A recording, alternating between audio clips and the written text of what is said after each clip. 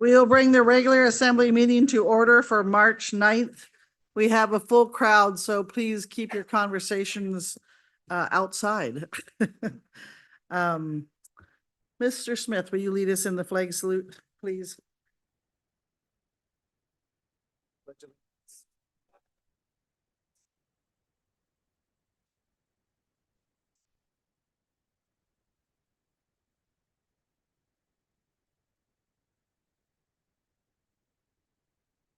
Thank you, Mr. Smith. Mr. Kelly, would you do the land acknowledgement, please?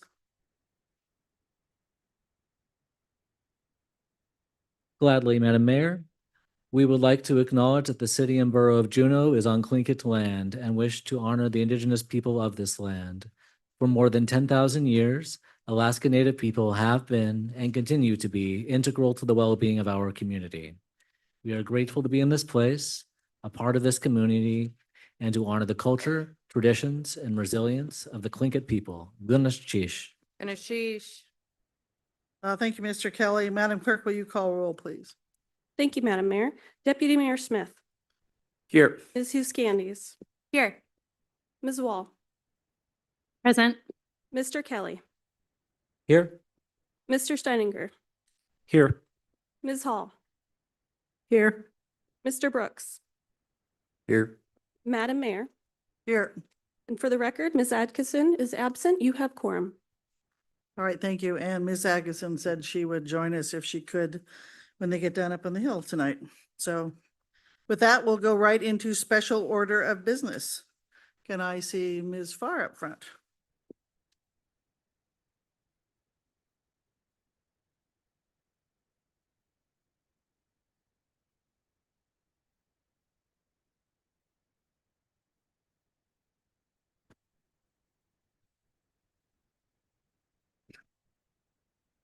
These are a little awkward, sorry. Certificate of Recognition in honor of Sienna Farr. The City and Borough of Juneau Assembly is pleased to recognize Sienna Farr for being selected as a member of the 2026 Coca-Cola Scholars Program, a highly competitive national scholarship honoring outstanding leadership, academic achievement, and community service. Born and raised in Juneau, Sienna has demonstrated exceptional commitment to civic engagement and environmental advocacy. She serves as co-president of Alaska Youth for Environmental Action. She has led statewide initiatives and inspired youth participation in public discourse. She has testified before the Alaska Permanent Fund Corporation Board, contributed to environmental research efforts, and spearheaded her school's Ocean Guardians project, securing federal funding to support student-led conservation work. Sienna further demonstrates leadership through her roles as president of her school's National Honor Society chapter, student site council representative, and co-chair of her state's Model United Nations Crisis Committee. Through her dedication to service, scholarship, and community involvement, she exemplifies the best of Juneau's youth leadership. The City and Borough of Juneau's Assembly congratulates Sienna Farr on this well-deserved recognition and extends its best wishes for continued success in her academic and professional pursuits. Presented this 9th day of March, 2026.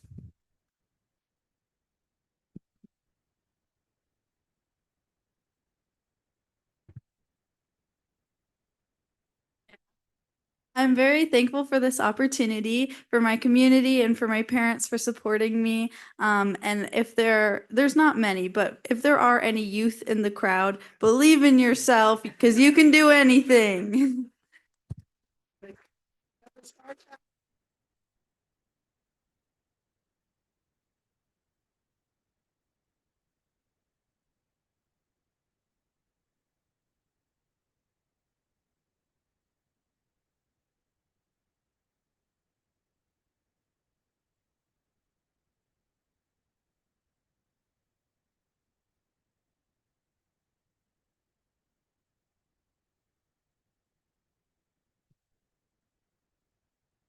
Youth like Sienna give us faith in the future. So we will now close signups for public participation on non-agenda items, as we have several folks, but we're not quite there yet. Approval of minutes, Mr. Kelly. I move and ask unanimous consent that the Assembly approve the minutes for the February 9th regular Assembly meeting and the February 25th special Assembly meeting and ask for unanimous consent. Any objection? Seeing none, they are approved. Madam Manager, you have a couple agenda changes for us. I do, thank you. So I have three things to mention, so please bear with me. And they all pertain to new business. First, I just want to highlight for the Assembly and the public that new business is coming right after approval of the consent agenda and before public hearing. Those are items that we will, anything in new business, we will be taking public testimony on. The reason for this is the staff memo on View Drive and next steps is under new business, and I want to make sure, since we may have members of the public here to testify on that, that we get to that early in the agenda. So that is the reason for the new business shovel. The other two items I request changes on is I'd like to add an item to new business specifically for the purposes of considering a date change. And that item is the ordinance that was discussed at the Committee of the Whole on January 26th regarding establishing the City and Borough Eagle Crest Recreation Area Department and Recreation and Ski Area Advisory Board. That's the official title, but if you recall, the topic was making the Eagle Crest Empowered Board and Advisory Board. That item is currently scheduled for your March 16th Monday Committee of the Whole. That was the direction that was given in the meeting. And I understand that just given everything going on, there may be a desire to postpone that so that that item and that conversation will happen under new business. No action on obviously the item, just action when you guys are going to talk about it. So that's my second thing. And my third thing is I would like to request to pull from new business resolution 4042, a resolution of the City and Borough of Juneau in support of the development of an enduring lake tap mitigation system to reduce Mendenhall Glacial Lake outburst flood hazards. And I just want to briefly speak to that, since that may come as a surprise, but we are very much committed to an enduring solution and committed to working on developing and furthering the lake tap. However, we have received great news that Secretary Adam Tell and a large delegation of his high up staff will be traveling to Juneau at the end of this month. And as part of that, we anticipate new information and new strategy, and just want to make sure that this resolution is really specific to that meeting. And so I'd like to bring that back to you after we've had that opportunity. So those are my requests for changes. Thank you, Madam Manager. All right, next we're going to go to public participation on non-agenda items. And we have 41. So Ms. Huscanes, I'm going to go to you for a suspension of rules because we only are supposed to give 20 minutes to this, and unless we give everybody 30 seconds, we're not going to make that. So we'll maintain our 2 minutes, if you will. Thank you, Madam Mayor. I move to suspend the assembly rules so that we can give a reasonable amount of time to testify. And I ask for unanimous consent. Any objection to that? Ms. Wall, you can't raise your hand when I ask for objections. No you. playing with your hair. Seeing none, that will happen. So we will go into that, and we will start with our Zoom folks. If you would bring over, you have your timer ready. Madam Clerk, if you would bring over Amy Miller.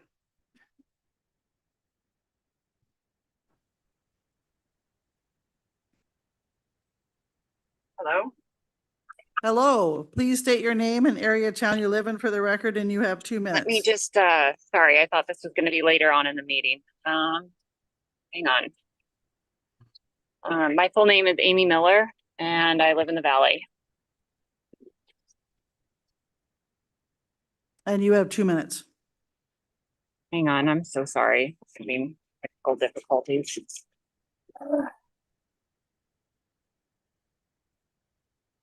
There we go.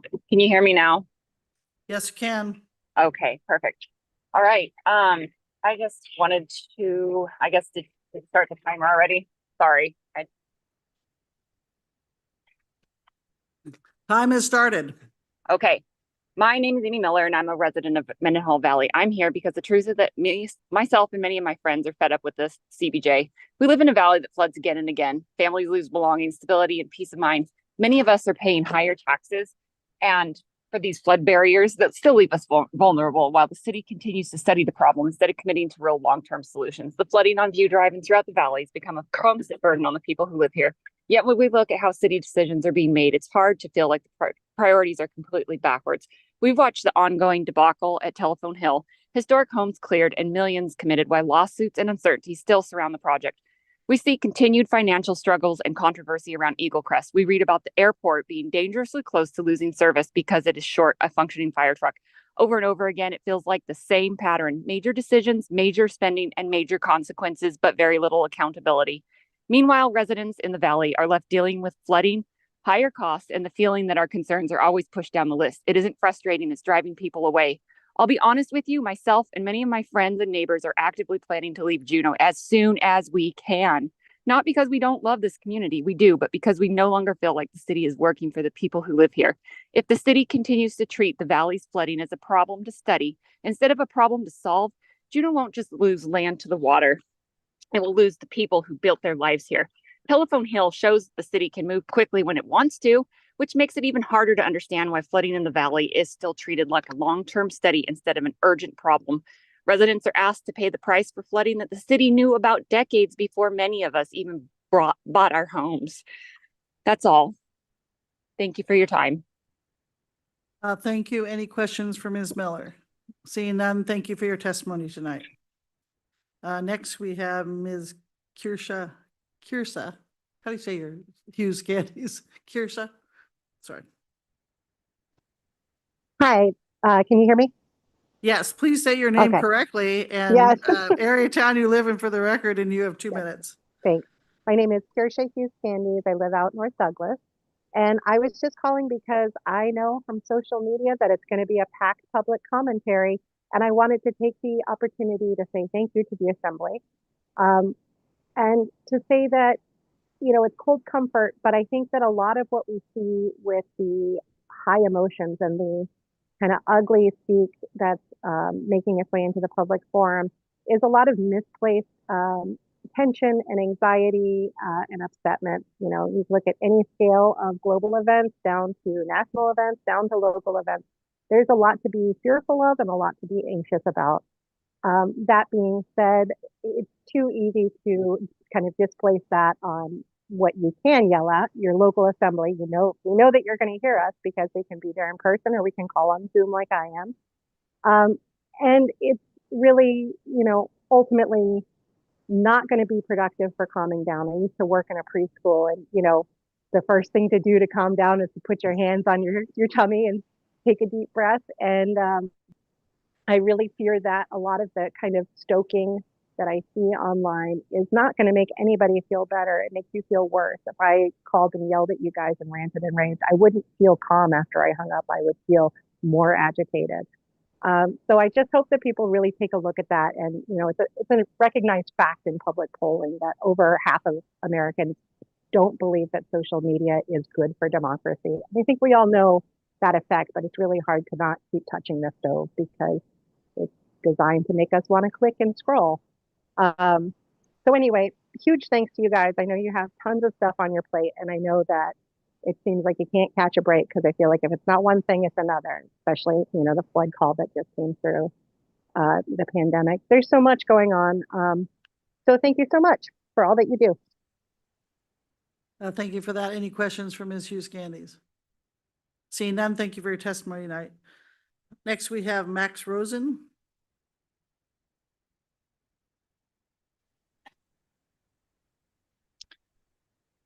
Hi again. My name's Hello. Max Rosen. Oh, Yep, please state your name and area of town you live in for the record, and you have 2 minutes. yes. My name's Max Rosen. I live in the Barron's neighborhood downtown, and I serve on the board of the Friends of the Juneau Public Libraries. Over the past couple of months, I've spoken to you, the Assembly, about what our libraries mean to this community. Today, I just want to highlight a simple idea. Libraries are essential community infrastructure. Libraries support early literacy, lifelong learning, and access to information and technology.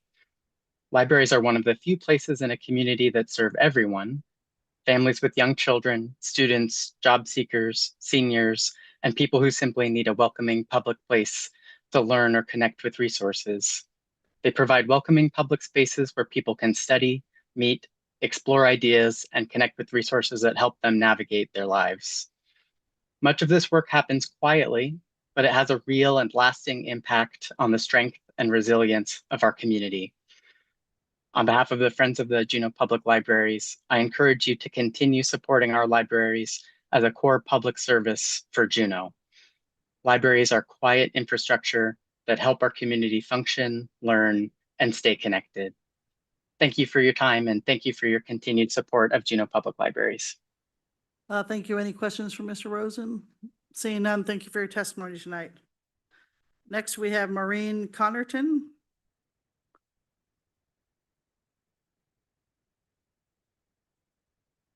Please state your name and area of town you live in for the record, and you have 2 minutes. Hi, just 1 second. I'm trying to connect. We can hear you. Can you hear me? Yep, Hello?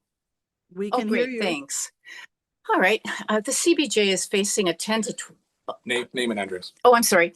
My name is Maureen Connerton. I live in Oak Bay. The CBJ is facing a $10 to $12 million budget shortfall.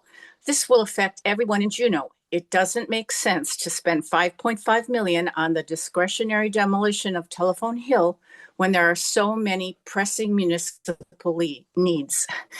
The latest plan for Telephone Hill is to give away $5.5 million demolition site for free without an RFP in an attempt to attract developers. That's just the beginning of the millions the city will hemorrhage. Many Juneau residents have valid concerns and have testified against this project, including a former administrative judge, an architect, a retired project manager, in addition to the more than 1,000 Juneau residents who signed the Stop the Bulldozers petition that was presented to you last fall. But Assembly members continue to ignore public input. No wonder so many Juneau voters are upset with the Assembly. Juneau's fiscal reality has changed since you decided to spend millions on this project. A common sense solution is to table the $5.5 million demolition and use those funds to relieve almost half of the upcoming budget cuts. It's our tax money you're spending. And spending that $5.5 million on the budget shortfall would be a win for all of Juneau residents. Thank you. Thank you. Any questions for Ms. Connerton? Seeing none, thank you for your testimony tonight. Next, we have Robin Chartrand.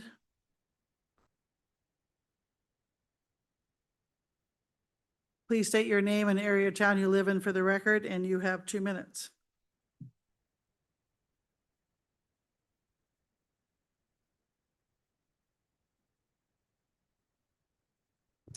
We Rob- cannot, oh, go ahead. If you are online, please raise your hand.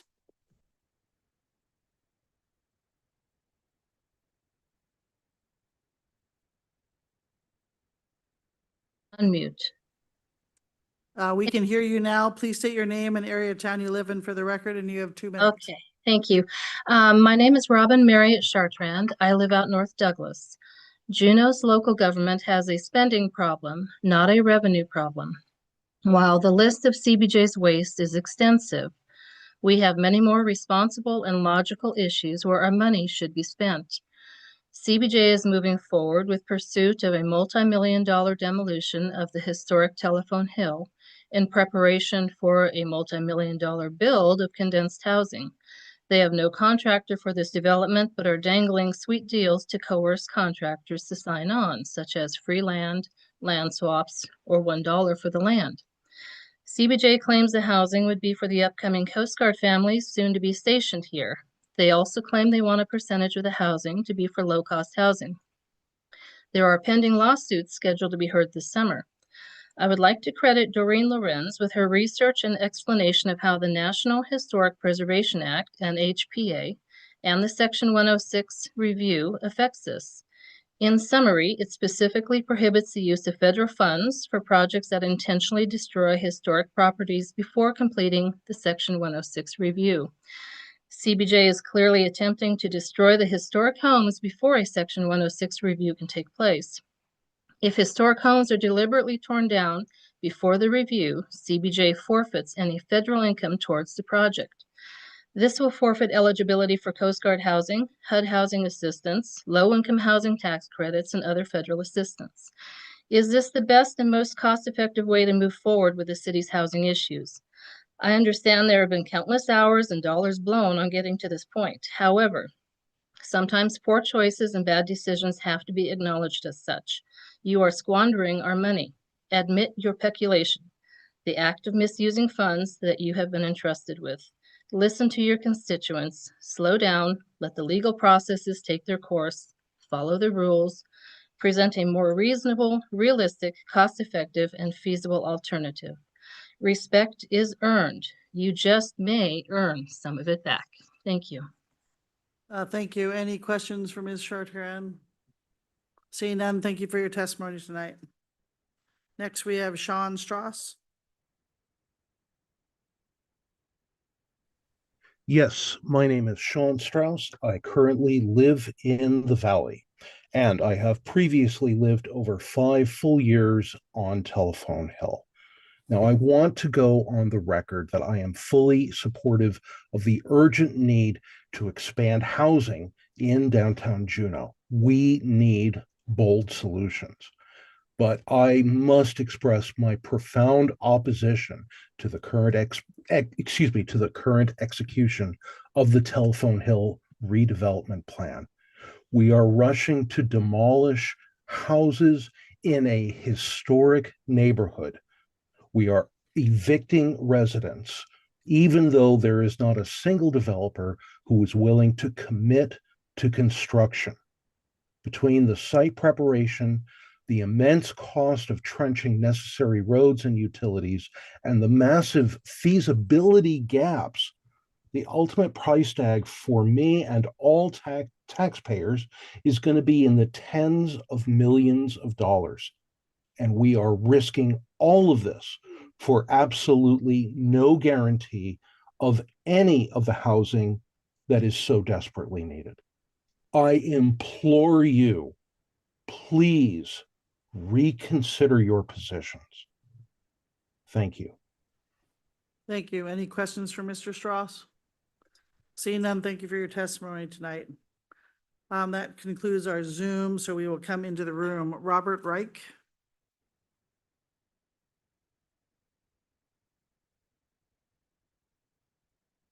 Please state your name and area of town you live in for the record, and you have 2 minutes.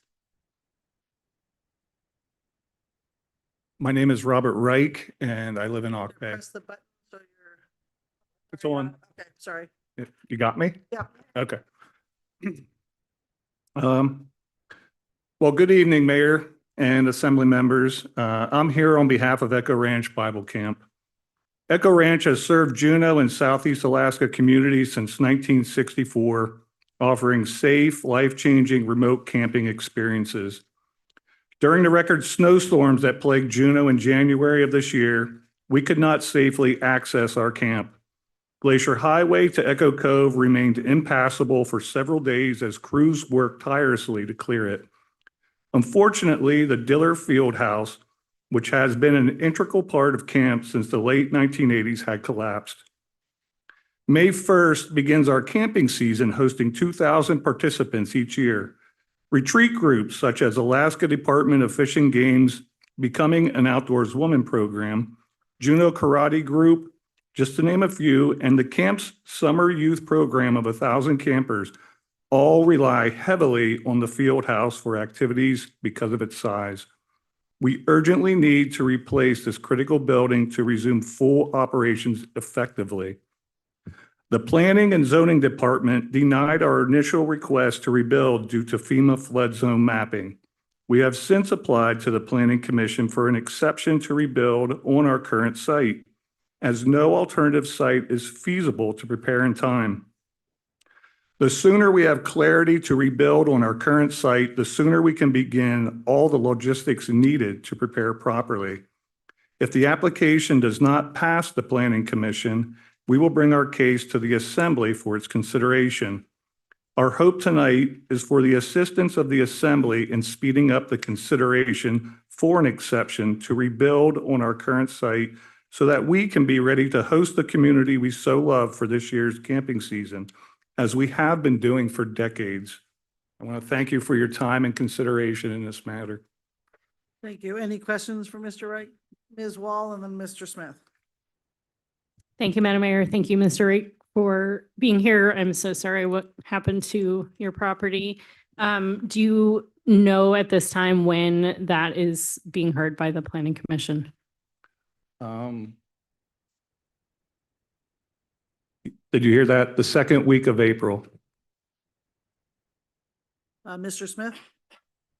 Thanks, Madam Mayor. I was just wondering if you had actually heard, I mean, typically things will work through the Planning Commission and then it'd come to the Assembly. Mhm. So it doesn't, have you heard that we can short circuit that, or is that's the way it will?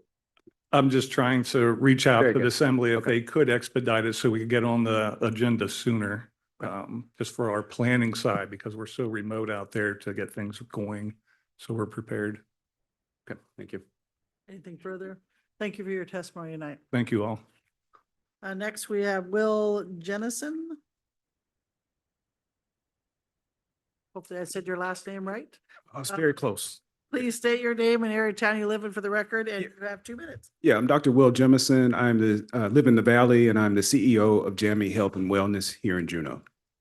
I just want to recognize Mayor Weldon and Assembly members and city staff that Jamie is here as a partner, and I'm here to speak as a partner to you all. We understand that the city is having a difficult financial landscape, as many municipalities across the country are. And I just want to highlight the planned reduction in municipal grant requests as something that we're here to partner with you on.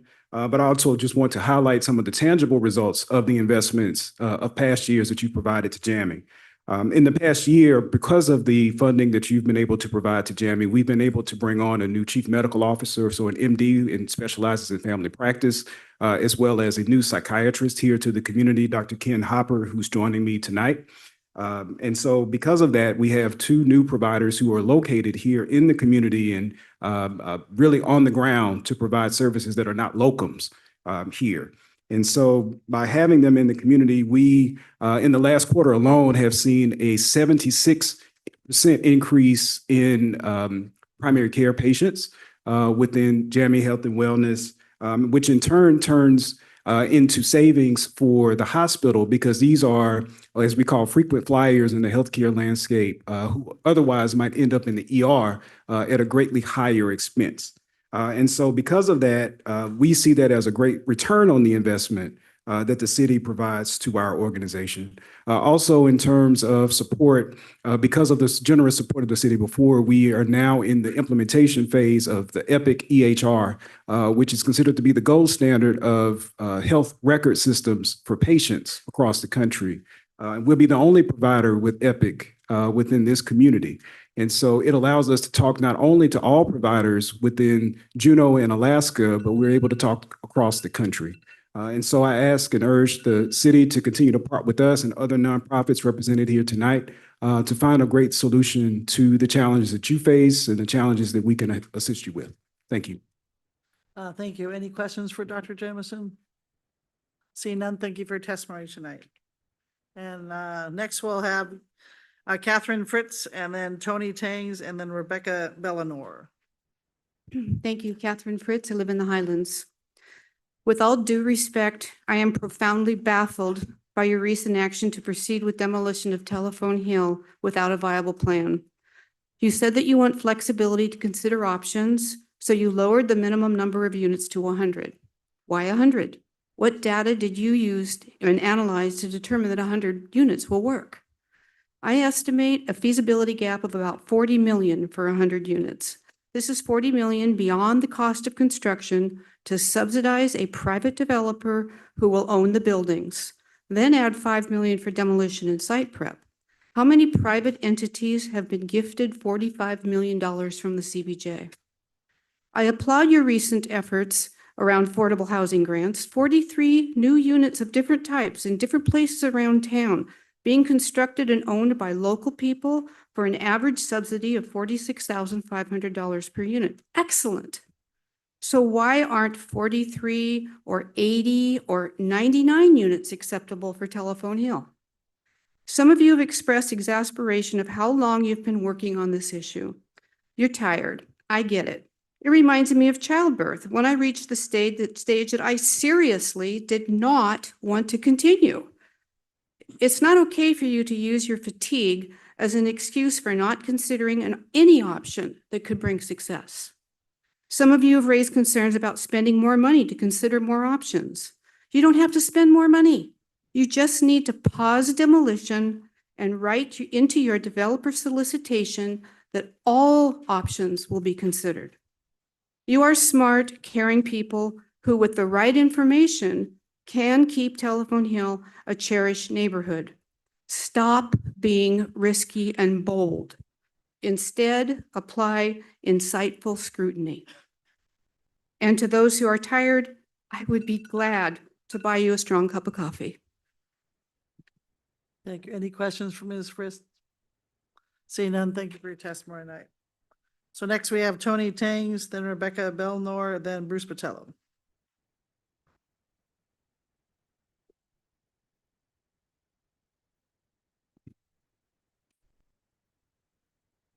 Please state your name and area. I apologize. I'm hard of hearing now. I've suffered hearing loss, but I can see what I'm saying and listen somewhat to what you're saying. I made this sign last night. It says no subsidy for unaffordable housing. I know a lot of what you're trying to do with Telephone Hill is create affordable housing, and that's only pegged at 20%. So I figure that the rest of it must be unaffordable housing. So if you have 20% affordable, we can categorize the other 80% as being unaffordable. I think a lot of the taxpayers should be shocked, would be shocked if they understood that we were going after subsidizing unaffordable housing. And on average, each unit between the affordable and unaffordable is going to be $300,000 subsidy. And by the time they ever get on the tax rolls to begin recovering that investment, that's 20 years away. And then it'll take another 50 years to recover that investment.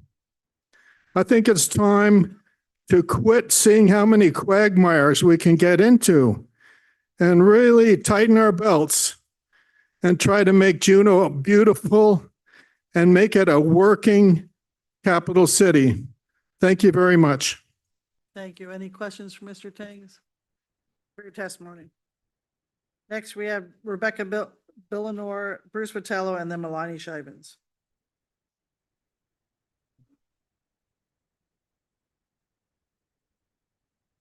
Please state your name and the area of town you live in for the record, and you have 2 minutes, and I apologize if I'm not getting your last name right. Rebecca Belmore. I live in the Valley. I've lived in Juneau for the last 10 years and have 2 kiddos at Cactuheen Elementary School. I'm the science director at the Southeast Alaska Watershed Coalition. We're a mid-sized nonprofit here in Juneau with biologists, hydrologists, and restoration practitioners. And we work on community-based watershed stewardship throughout the region and have partnered in the past with CBJ on green stormwater infrastructure projects, invasive species management, and recreation area management planning for Montana Creek and Fish Creek, for example. Today, I just want to bring the Assembly's attention to an ongoing project that we have aimed at identifying fish habitat restoration and enhancement opportunities in the Mendenhall watershed. The overall goal of this project is to find win-win restoration projects that also align with community efforts to mitigate GLOF flooding and erosion, which we fully support. We want to continue to protect and support habitat for salmon in this community, which are important for local recreation and tourism and the broader ecosystem, in conjunction with these ongoing efforts to protect community safety and property. For example, as part of this, we have worked on a bioengineered bank stabilization design for the area upstream of the pedestrian bridge at Diamond Park that would protect the bridge and also provide fish habitat. And at this point, we are just looking for continued support from the city and relevant departments who have been collaborating with us where it's been relevant on these various projects as we look for prioritization and external funding and implementation in the future. And we'll also be hosting a public meeting at the Mendenhall Valley on March 19th at 6 p.m. and invite everyone to join us. We'll share some interesting history from the watershed, findings from a new salmon habitat study that we've been working on, and ideas for restoration in the watershed for the community. So, thank you. Perfect. Any questions? Mr. Kelly? Thank you. I missed getting that date in my notes. Could you repeat It's that? March 19th, which I realize another meeting has been scheduled at that time, but Thank you. folks will enjoy. Time and place of your meeting? The Valley Library, 6 p.m. Perfect. Thank you. And for the record, we'll note that Ms. Atkinson has joined us. So next, thank you for your testimony. Apologize. Next, we have Ms. Bruce Vitello, Milani Shivens, and then Josh Anderson. Madam Mayor and Assembly members, my name is Bruce Patello. I reside in downtown Douglas. I'm here to ask that you take action to address the manner in which petitions for initiatives and referenda are accepted and processed by the city clerk. The issue arises when a petition committee makes the submission of signatures equal to 25% of the number of voters in the last municipal election within the 30-day period that's provided in the charter. The issue comes up, can a petition committee submit less than 25% and be granted an additional 10 days? My view is the answer is no. If upon receipt, the clerk determines that there is an insufficient number of signatures that is less than 25%, the clerk must reject the petition. However, if the clerk during the 10-day inspection period notes that while the petition has a sufficient number of signatures, but it turns out that some are invalid and therefore pushes the total below the 25% margin, then the petitioner committee is authorized to collect for another 10 days. CBJ 2910-070 speaks to an insufficient number of valid signatures rather than an insufficient number of signatures. And that mirrors the classic distinction between a petition that is numerically short on its face, that is a patent defect, which bars filing, and a petition that appears numerically sufficient but proves short once ineligible signatures are removed, what is called a latent defect that can be corrected or cured, which is the term people use. And I believe that this distinction and its application in Juneau mirrors, first of all, the Charter Commission's understanding. Madam Chair, I honor the 2-minute rule. Any questions for Mr. Botello? Mr. Wall and then Mr. Smith. Ms. Wall and then Mr. Smith. Sorry. Thank you, Madam Mayor. Thank you, Mr. Martello. Are you suggesting that you want less time for people to collect the signatures? Or are you suggesting that our law isn't clear? Or are you suggesting we're not interpreting the law correctly? Madam Mayor, I'm of the belief that it's the third. The time for collecting is set in the charter, which is 30 days. My understanding, and again, I think it's reflected in past practice of the city clerk for decades, that you only get the 10 days if after the clerk using his or her 10-day period determines that there are insufficient number of valid signatures. that one would get an opportunity to supplement with that 10-day period.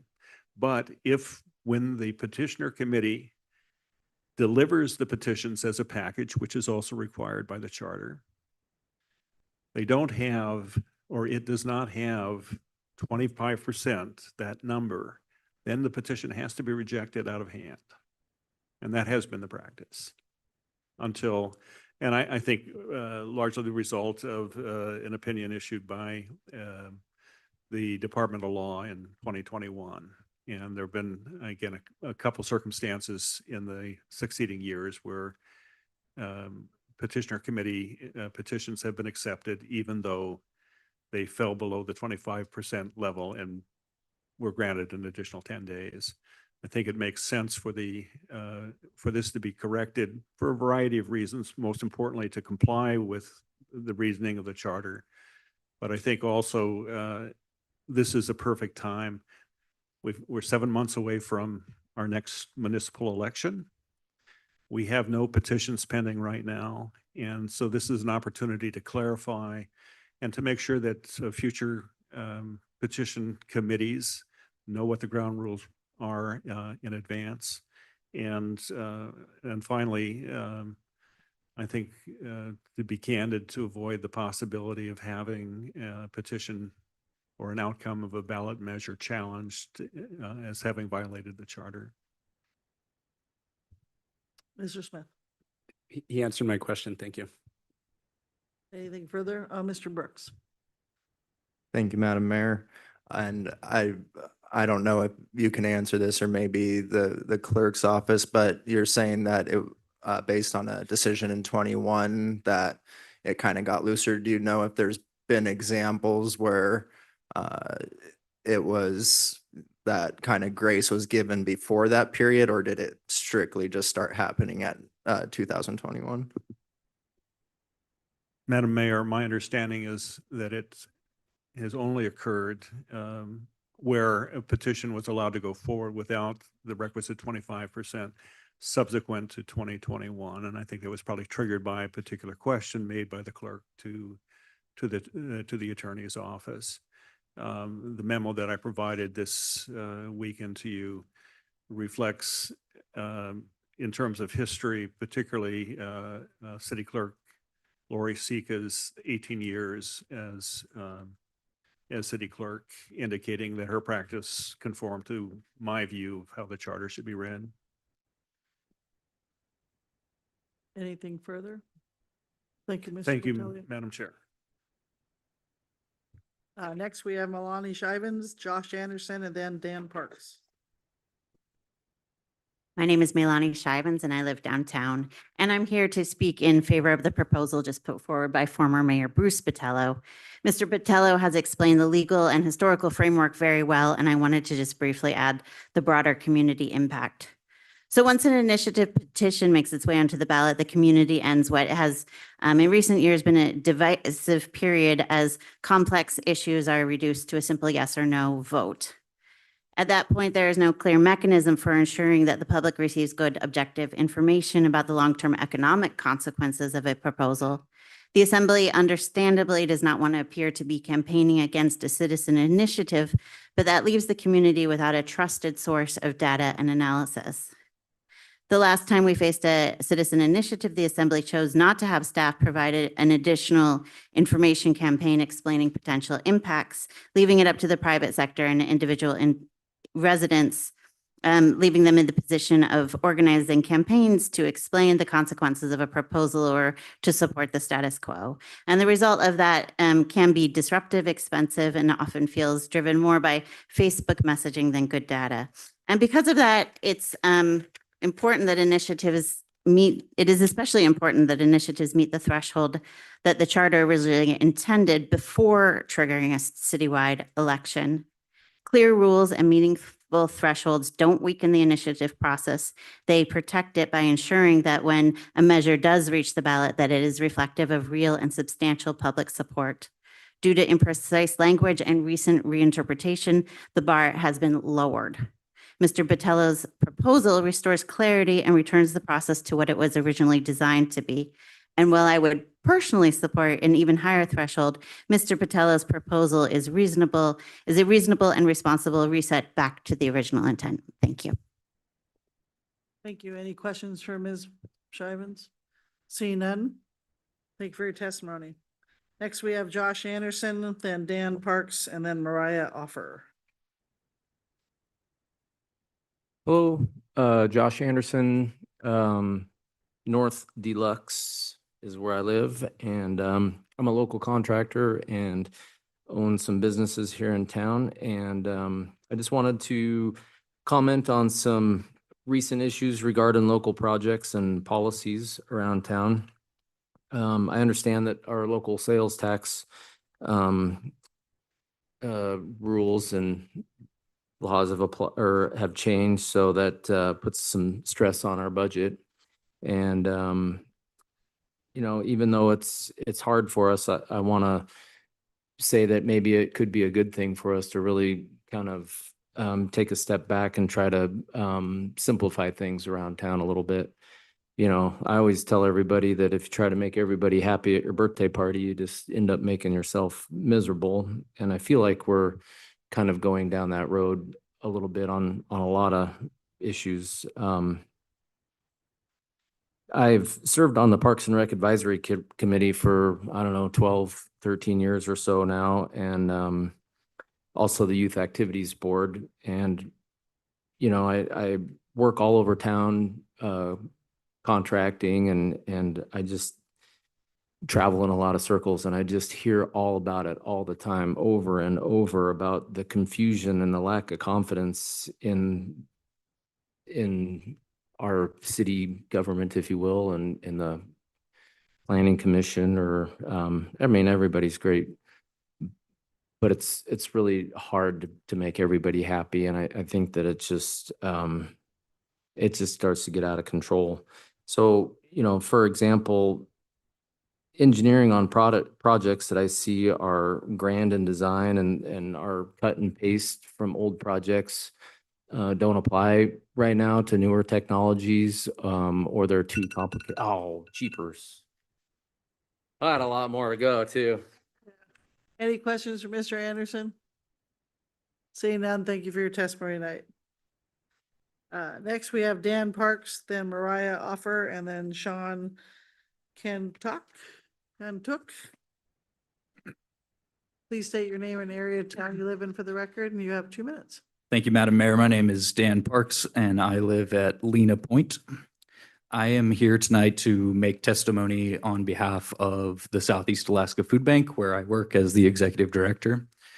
I want to first off take this opportunity to thank the Assembly for the investment that they have made in our organization over the last couple of years. With the investment that you made in us, we were able to institute a new and now critical position to our operation, as well as amass a large amount of food in preparation for emergency response, which we all know is coming. It's just a matter of when.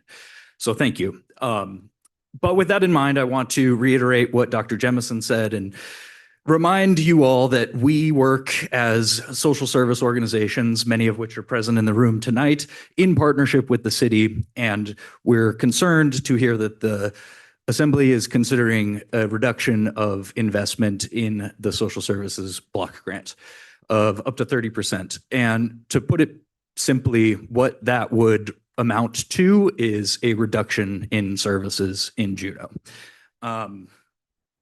I can only speak for our organization, but demand is at record highs.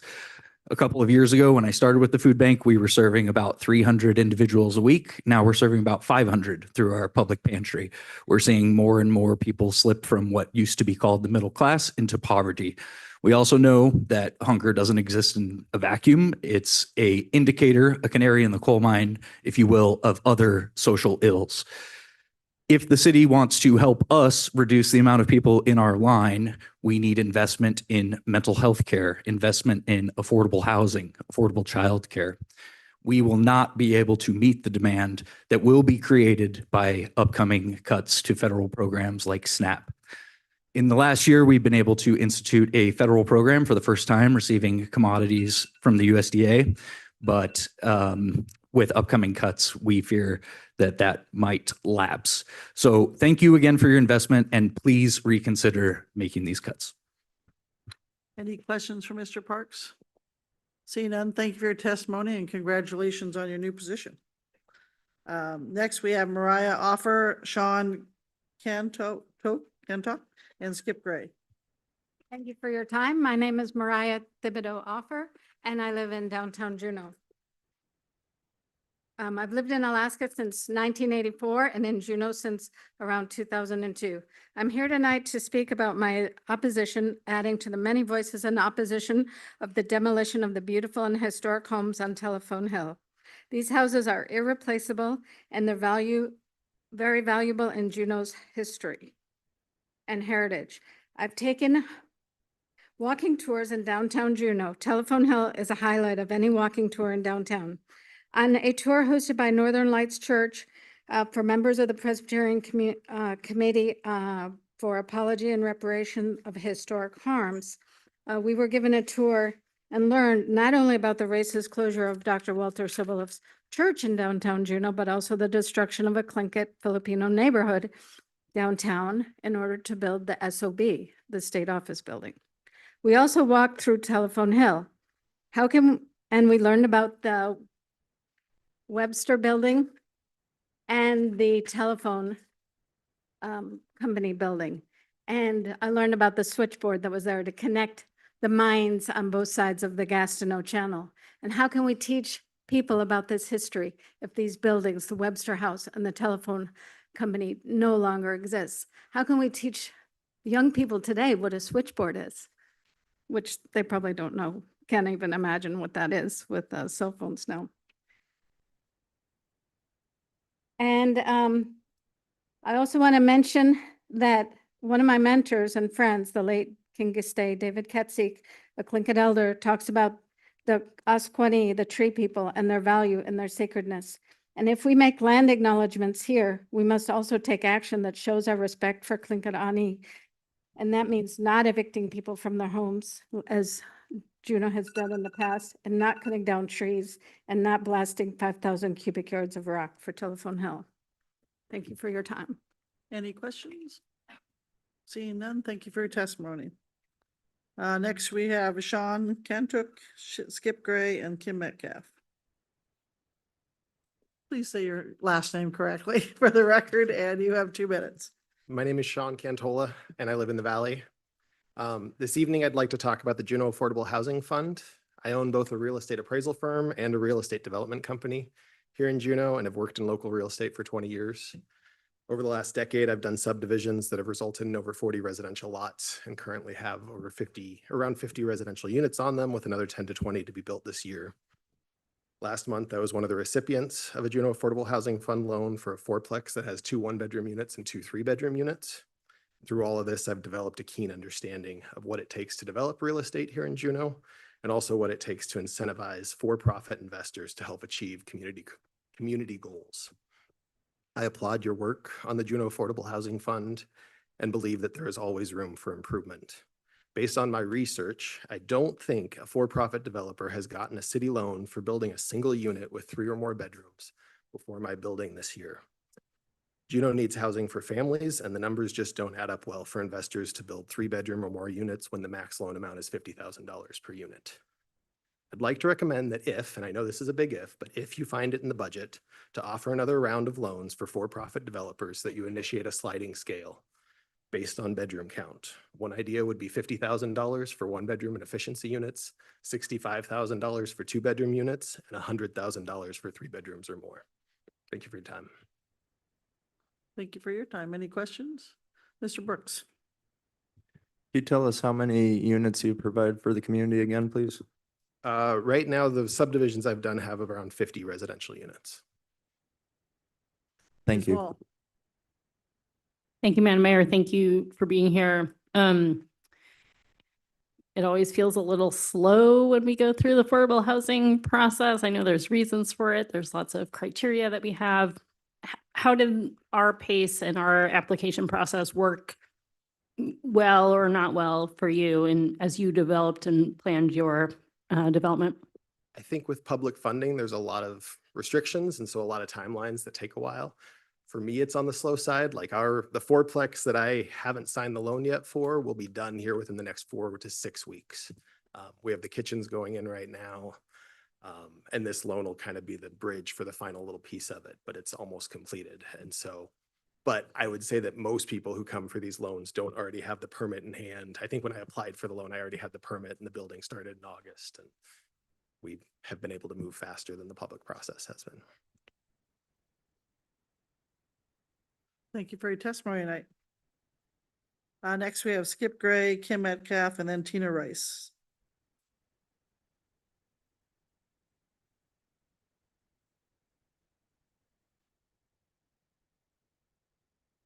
Please state your name and the area of town you live in for the record, and you have 2 minutes. My name is Skip Gray. I live in the Twin Lakes area. And I'd just like to say, don't destroy the historic homes and beautiful green space of Telephone Hill. Last I read, you were talking about putting 155 units of housing there. Tonight, I heard something about 100 units. The numbers keep changing. The descriptions keep changing. It's pretty obvious you don't really know what you're doing there yet, even though you're ready to destroy all these homes. But just to give a point of comparison, the Mendenhall Apartments has about 125 units of housing. So what you're proposing is to put basically the equivalent of something bigger than the Mendenhall Apartments across the street from the waterfront, down right in the heart of downtown. And I just wonder, is that really what we want for our city? Is that going to add to the charm of downtown? I don't think so. You're going to spend many millions of dollars trying to do this project, which may or may not ever actually happen the way you foresee it.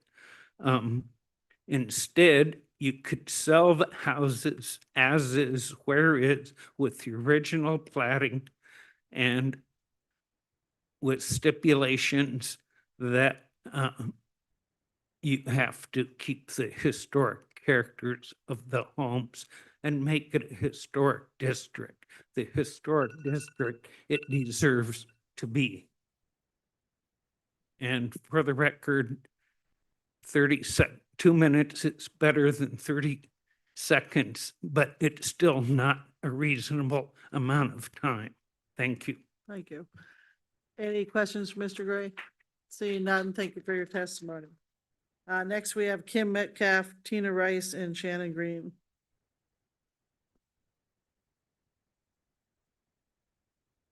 Good evening, Madam Mayor, Madam City Manager, and members of the Assembly. My name is Kim Metcalf, and I live downtown. I'm here to ask once again that you give up on your plans to destroy the homes on Telephone Hill in the name of needed housing. I'm sure you're aware that a petition was signed by 1,052 of your constituents, and we have said that we're against destroying Telephone Hill, the location of Juneau's most historic homes. You were elected to represent us.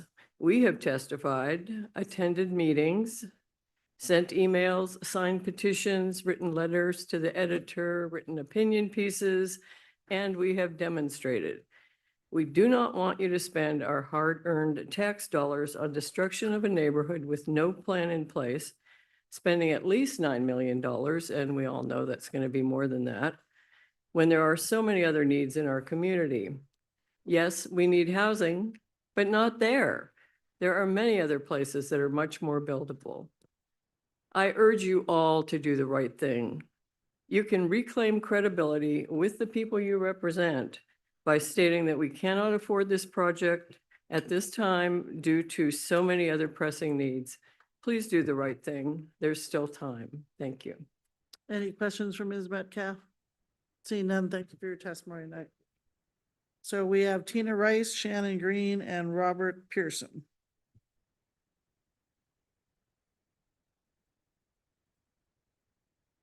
Thank you. My name is Tina Rice, and I'm in the Valley. I'm here today representing the counselors of the Juneau School District. I'm here to speak about how important the HOPE CBJ Social Service Grant funding is for the students that we serve. At our school alone, at Saatee-Shanach Glacier Valley, we provide Friday food bags to more than 100 students every single week so that they have something to eat over the weekend. We also send home food during long school breaks and when school meals are not available. And we keep snacks available in our counseling office for any student experiencing food insecurities during each school day.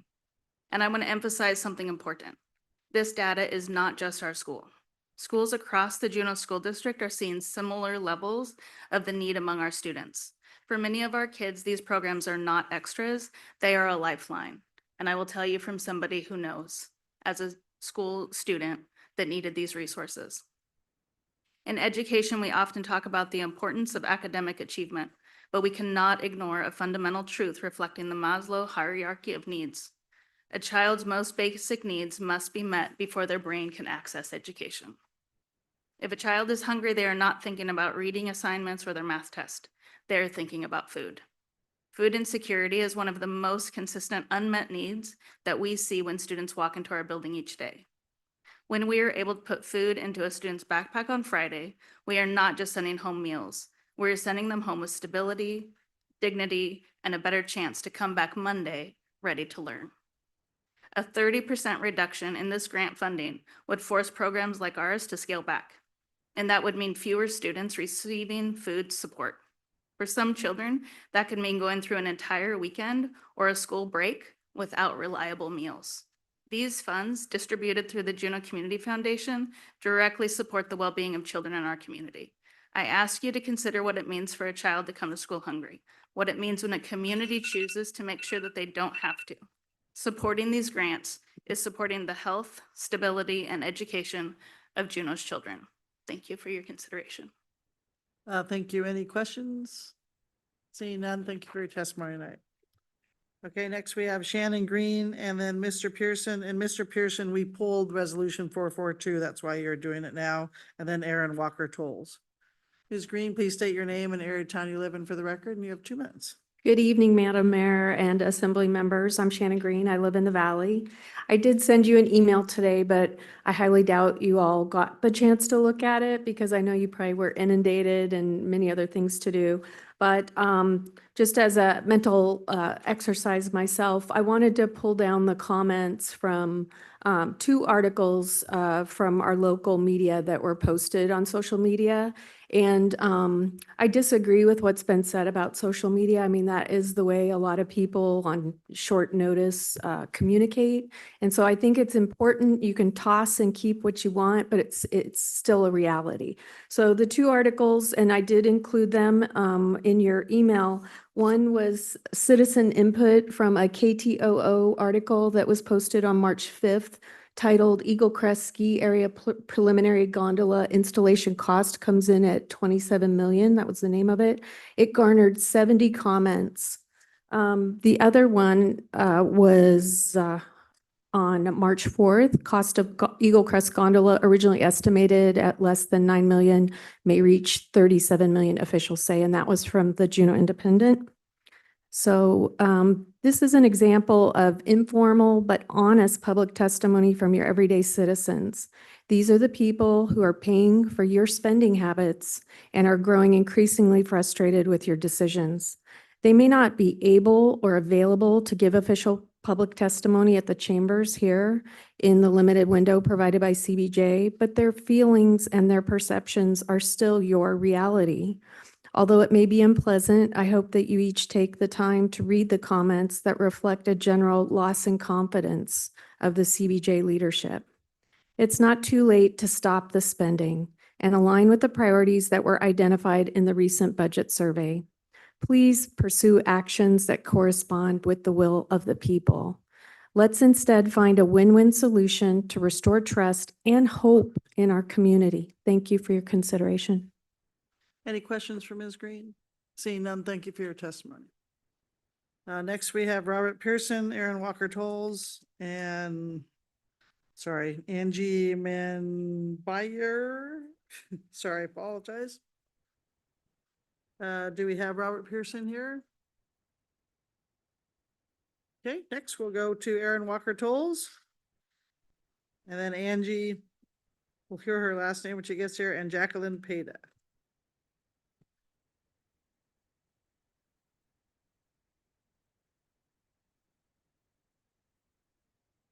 Good evening. Please state your name and area of town you live in for the record, and you have 2 minutes. All right, thanks so much. My name is Erin Walker Tolles, and I'm Executive Director of Catholic Community Service. And I'm here today to echo what a lot of social services block grant grantees are saying tonight, which is please don't cut our funding. Please maintain funding next year at this year's level. I know times are hard. If I really was going to say what I wanted, I'd say raise our funding. Oh God, give us more. But I'm just going to say, please don't cut us. Social services are having a really hard time. While healthcare is growing, there is money to be made. Social services is kind of drying up. I started my first job in social services with the CBJ Mental Health Clinic, and it was an amazing job back in the 90s. There are a lot fewer home and community-based services available today in Juneau than there were 30 years ago. And that's evidenced by the fact there's a 30% decrease in the social service workforce in this town over the last 10 years. There's only 70% of that workforce still around. My agents, what that looks like, what that plays out, we have the Juneau Senior Center. 90% of the senior centers in the state are struggling. Most of the funding is state, and it's not on the city alone to do this, but everything you give helps. A couple of years ago, we had to make the decision, do we start a wait list for seniors who are hungry, for Meals on Wheels, homebound seniors who are hungry? Or do we reduce the total number of days per week we serve meals and make sure every senior who asks for a meal gets a meal? And that's what we did. We only serve meals 4 days a week anymore. We don't, and it's honestly, last year we served 20% more seniors than we thought we would. We're serving more seniors than ever, but we're serving less food. See, we just don't have the money, and the cost of funding, cost of doing business is going up and up. So I encourage you to maintain that funding. And remember, when you invest in the food bank, in social services, in meals, in basic safety net stuff, it's saving you money because emergency services don't have to do as much. There's less of homelessness. You make money back. So thanks a bunch. Thank you. Any questions? Seeing none, thank you for your testimony tonight. Next, we have Angie Manbuyer. Sorry, apologize for that. Jackie Peda, and then Logan Hinkins.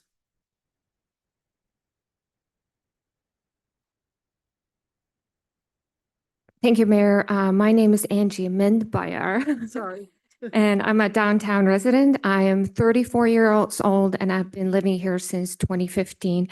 And thank you to JEDC for organizing the Innovation Summit on the very important topic of migration, and to the Assembly members who attended it. So the recommendations from the Innovation Summit and the budget survey results both point to the same conclusions on Telephone Hill.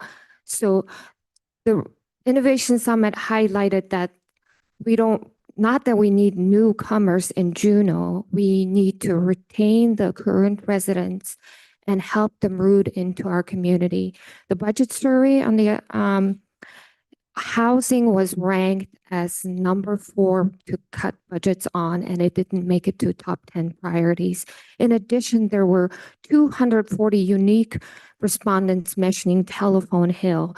That's almost 1 in 20 of those who responded to the survey without the survey asking about Telephone Hill. So you can see the clear concerns from our community regarding this project. And I understand you have to make really hard decisions, but I think you see in the room and on the paper and around our community a heightened sense of frustration and fear around the budgeting and fiscal responsibility. So in this climate, moving forward with 5 million demolition will uproot our current residents. We already heard from the residents online earlier. And so please, I respectfully urge you to reserve the $5 million budget for urgent fiscal needs and help us root into our community. Thank you. Gunchish Hawa. Thank you. Any questions? Seeing none, thank you for your testimony tonight. Next, we have Jackie Peta, Logan Hinkins, and Gray McLaughlin. Good evening, Ms. Peta. Good evening. Thank you so much. I'm Jacqueline Peta. I live in the Valley, and I'm here tonight to talk about the social services budget. And in particular, I want to talk about Shai Khat Hit. You know, the JFC Hope Funds have provided $200,000 annually for the last 3 years to Shai Khat Hit, our youth homeless program. And that's in partnership with the Zach Gordon Youth Center. And in doing so, we've been doing that for the last 3 years. What happens is the Housing Authority, Clinton Heights Regional Housing Authority, I'm the president CEO. We provide the property management and the maintenance of the building, and Zach Gordon provides the program services. And this grant comes from the Hope Funds. We know that if those funds are cut, it will significantly impact those that get served and many other programs. But in the case of Shai Khat Hit, I just wanted to let you know that last year we served 3,000 bed nights to runaway and homeless youth between the ages of 10 and 20. And 84 intakes resulted in 90% of those youth being served and exiting the program into a safe place, whether they went back to their home or another place to be able to live. And so that was really important. But in addition to that, we provide behavioral health services, access to health care, counseling services, and assisted them in critical life skills to help to transition. We believe in this project so much at the Housing Authority that we commit annually to the maintenance funds out of our own grant funds that we get on a regular basis. And we also replace the roof on the building, the CBJ-owned building, for $150,000 to be able to keep that program in place. And we just deeply appreciate the partnership that we have with CBJ in this particular project, but clearly appreciate the fact that we are all collectively in the community trying to address the critical needs of our youth. Thank you, Ganesh Chish. Thank you. Any questions? Ms. Hall? Thank you, Mayor Weldon, and thank you, Jackie. Do you have a wait list for your services at the youth shelter? The youth shelter is sometimes, particularly for those that are trying to deal with transitional housing. But typically what happens with the youth shelter, we're finding that youth are telling other youth about the program. And so for the homeless youth, we continue to make room. And so we have, a limited number of beds, but we accommodate in every way that we can to continue to make room. We just don't want to leave any youth behind. Our rapid rehousing program, which runs simultaneously with the youth homeless shelter, is something that we continually are looking for private sector partners as we provide vouchers for housing. Okay, thank you. Follow up? Go ahead. Yeah, is there additional space on your property to build more housing for On your transitional- property. On our property. On your property that we lease from you and provide all the maintenance for at our cost.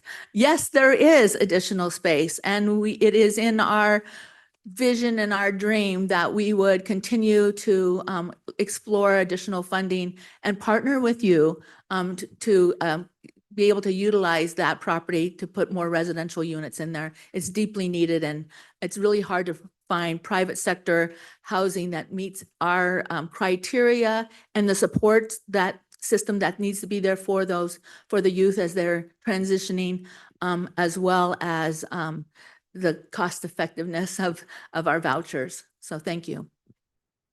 Anything further? Seeing none, thank you for your testimony. Next, we have Logan Hinkins, Gray McLaughlin, and then Kaya Quinto.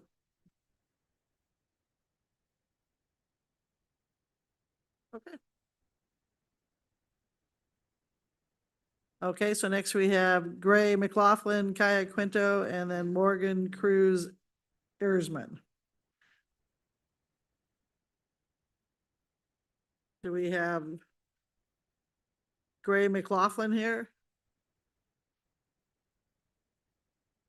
Okay. Yeah, so next we have Kaya Quinto. And then Morgan Cruz Erzman, and then Aaron Surma. Please state your name and area of town you live in for the record. You have 2 minutes. Kaya Quinto and the Valley. I'll be quick, I promise. Thank you so much for everything that you guys are doing. I'm Kaya. I'm the executive director of Juneau Housing First Collaborative, DBA The Glory Hall. We provide 99 units of housing and operate the emergency shelter, soup kitchen, and care center, serving over 15,000 emergency beds, over 60,000 meals annually, and we are open 24/7, 365 days a year. With me today are our board members, Morgan Erzman, Burdell Payton, Becca Antonopoulos, Joyce Niven, Bruce Denton, and Matt Schrum. I also have staff members Terrellyn Butler, Hayden Waddle, Carly Arnold, Logan Hankins, and Maria Lovashuk. I am here to reiterate the importance of the SSAB funds for the operation of our shelter facility. These funds are crucial and essential services cannot be provided without them. We cannot afford to lose these critical safety net programs. Additionally, without continuing city support, other federal and state funds which operate our shelter and housing programs are in jeopardy. I know the SSAB funds are not on the agenda tonight, but I wanted to take this opportunity to emphasize how crucial these funds are to Juneau's basic social safety net program. Thank you. Thank you. Any questions for Ms. Quinto? Seeing none, thank you for your testimony tonight. Next, we have Morgan Erzman, Aaron Surma, and Casey Crea. Hi, my name is Morgan Cruz Erzman, and I live in the Valley. I serve on the Juneau Housing First Collaborative Board.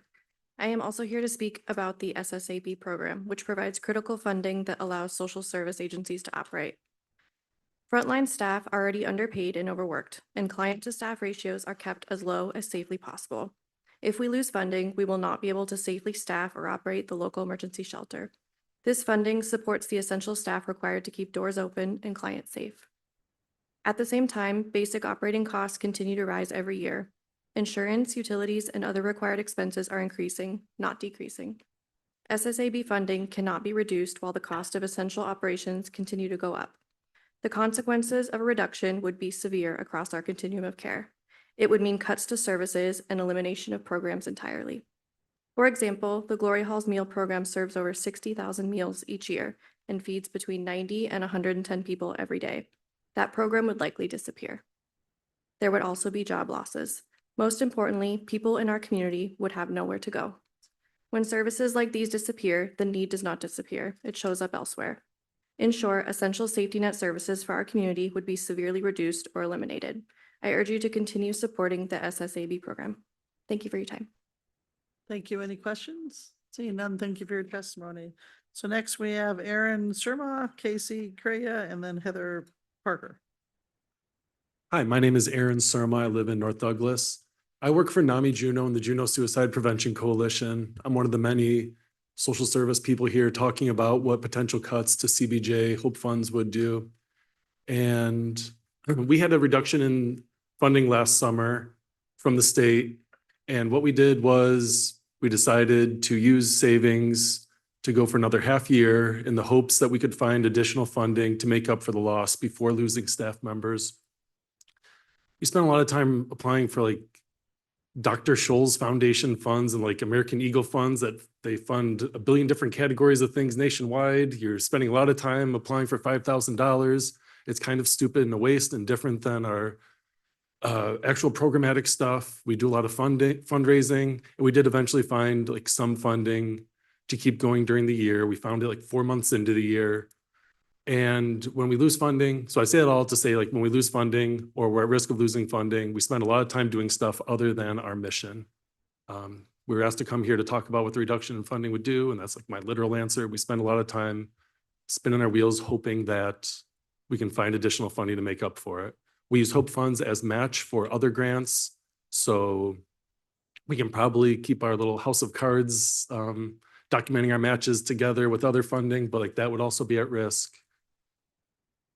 And I think the first thing that would go, and that does go when we have to spend a lot of money spend a lot of time fundraising, is the things that we don't explicitly state that we're doing in our grants. So things like advocacy, like being on the homeless encampment task force, and like maybe my presence wasn't even that helpful there. That's unclear, but if it was, then that's something that is at risk. And likewise, crisis stabilization task force. We're trying to revitalize the push to get suicide crisis stabilization in Juneau.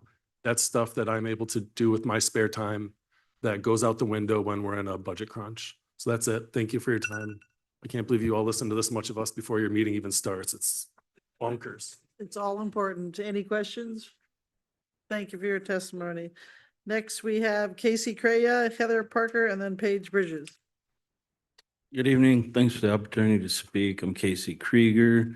I'm staying in South Douglas. I wanted to thank the city attorney and the city manager and the assembly for dropping the unconstitutional trespassing charges put on me when I attempted to do my business at City Hall and attend an assembly meeting last year. I was told 4 years ago when I worked at Eagle Crest that the gondola project was a dream.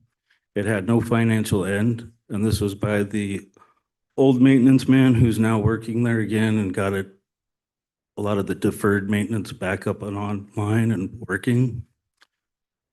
I knew about it 4 years ago, and I don't live in Juneau. So I'm wondering how the Eagle Crest Board Liaison, Mr. Steininger, is unaware of the numbers that I'm hearing. Every year I come back to Juneau, went from 10 million to 20 million, now almost 40 million. When I was told 4 years ago by a guy who's worked on chairlifts for 20 years, it was a $40,000 or $50,000 project with no financial ending. The community's just learning about this. The community's upset about this. And you've told the community you're non-transparent.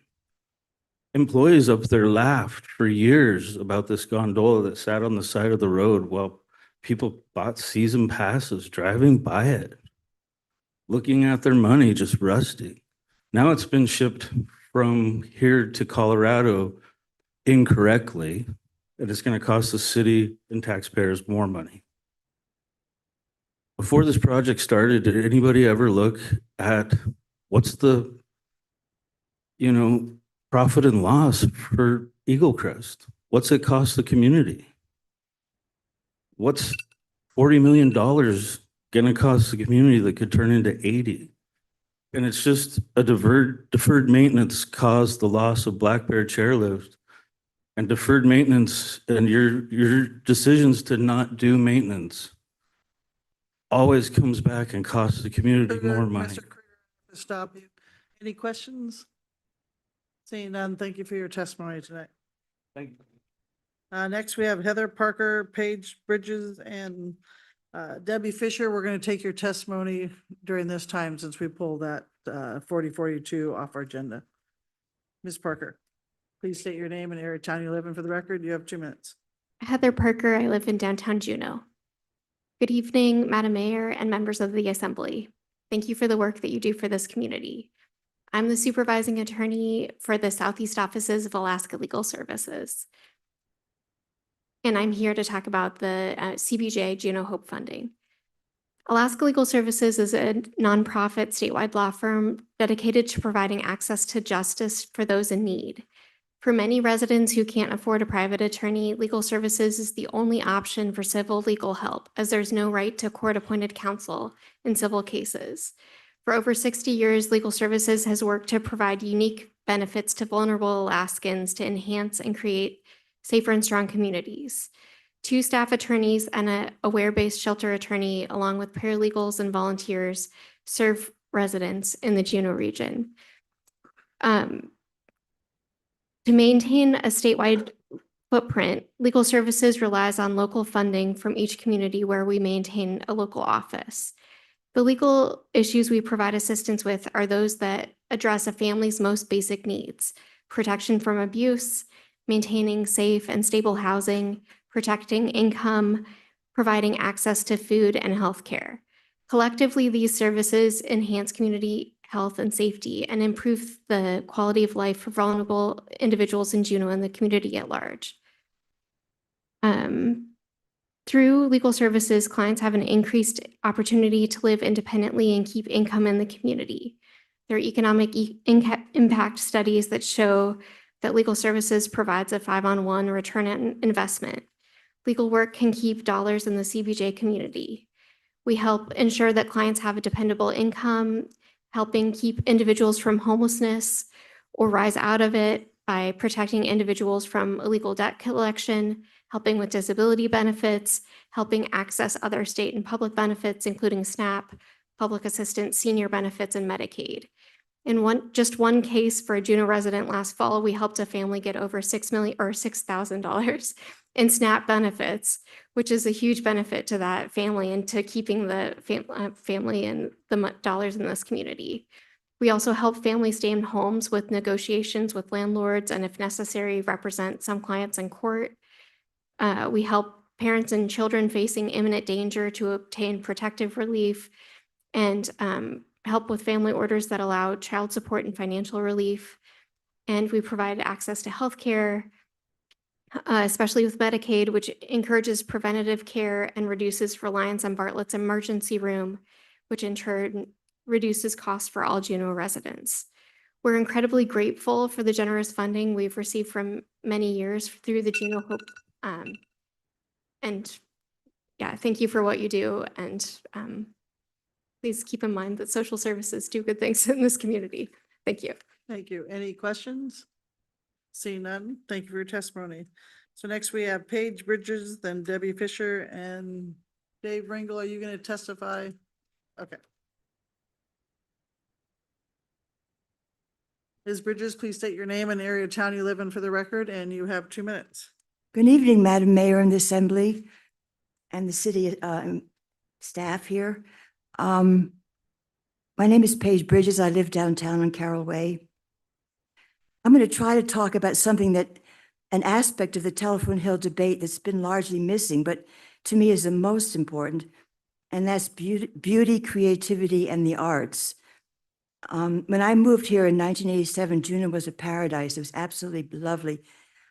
I lived in one of the most beautiful parts in town, Carroll Way, between South Franklin and Gastineau. Then all the development happened and the jewelry stores happened, et cetera. So we've lost every really stunningly beautiful place downtown except for Telephone Hill. And a city without beauty is just plain depressing. It won't attract people. People will want to move away and not want to live downtown. To me, beauty is a sacred value. Human beings from the beginning of history have worked on creating beauty, and then they don't want it to be wantonly or otherwise destroyed. When they think how much effort, creativity, and love has gone into the houses on Telephone Hill, and also the many artsy things that have happened there. John Engels was telling me, he's a resident, of course, about famous bands that started there and about celebrations started there. And his own flutes started there, and he can't work on them now. Every town needs an artsy neighborhood for the creativity to flourish. We have that with Telephone Hill. Juneau is a mecca for artists, and we're going to have a renaissance, and I'm an artist my entire adult life. And I'm going to start a nonprofit gallery for Juneau's serious artists, because we don't have visibility in Juneau for the advanced artists. And so when we come out of the woodwork, it'll be just wonderful and an economic boon to Juneau. So I beg you to spare Telephone Hill. Thank you. Thank you. Any questions for Ms. Bridges? Thank you for your testimony. So next we have Debbie Fisher, Dave Ringel, and then I apologize. You have beautiful handwriting, but I can't read it.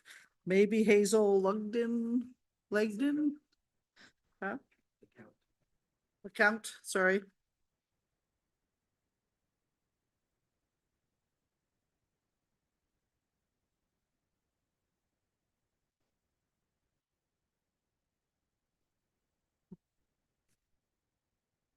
Please state your name and area of town you live in for the record, and you have 2 minutes. Debbie Penrose Fisher and the Valley. And I always speed talk and I never get to say thank you. So I'm going to take a risk here. Agree with you or not, I'm very grateful for your public service and I thank you all for the many hours that I know you put in to serving us. I want just to say to View Drive residents, you are not forgotten. You have said that we rely on the Corps and their help is invaluable. Here, with the resolution that was going to come tonight, you're proposing that basically to go against what they've said. You're limiting the resolution to language just about the lake tap. On February 25th, in a Senate hearing, Assistant Secretary Tell redirected the Alaska District and Pacific Ocean Division teams to go back to work on midterm solutions. He said the long-term lake tap is too expensive and will take too long. They're still committed to Juneau to find solutions, but the long-term lake tap is not in play right now. I verified today with the Corps the following. Short-term solutions are the HESCOs. Midterm is the advanced armoring of the banks. Midterm is also other methods. We haven't been told what those other methods are because the Corps is studying and gathering information as I speak. This midterm studying is what was talked about in the hearing. Let's be smart and include all possibilities and not limit ourselves. Please, the flood community asks you to broaden the language in the resolution and the $8 million spending request to include midterm and long-term studies and solutions. What does it mean that CBJ, Tlingit Haida, and USDA support the lake top, but our partner right now, USACE, doesn't? Yet you move forward. What is gained by digging our heels in and pressing this issue with the Corps, our partner? Finally, after all this time, there still is poor communication with you. As a flood community, we feel shut out of the information and the process. We face personal, emotional, and financial loss every summer. Folks are already saying that the impending stress is overwhelming. By being involved, using our voices, problem solving, pitching in to make a difference, we can help, but we'll also provide a coping strategy for ourselves. I have to stop you now. so Okay. Thank you for your testimony. Any questions for Ms. Fisher? Seeing none, thank you for your testimony tonight. Next, we have Dave Ringel and then Hazel LeCount and then John Ingalls.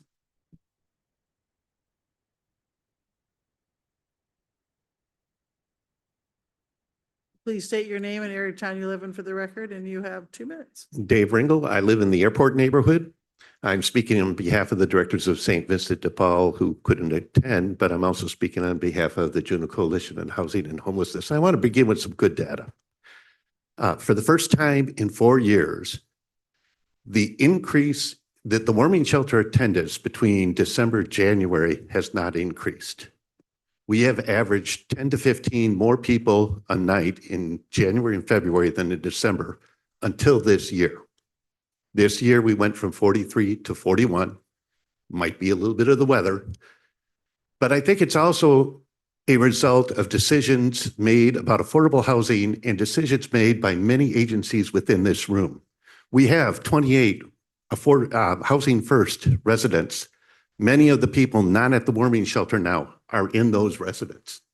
We have people who receive mental health services so they can continue to be housed rather than need the services of a warming shelter. There may be some people who get food from the food bank so they can afford their rent. The warming shelter still has 40 to 45 people a night. That is too many. But the services and the decisions of the Affordable Housing Commission over the last 3 to 4 years are working.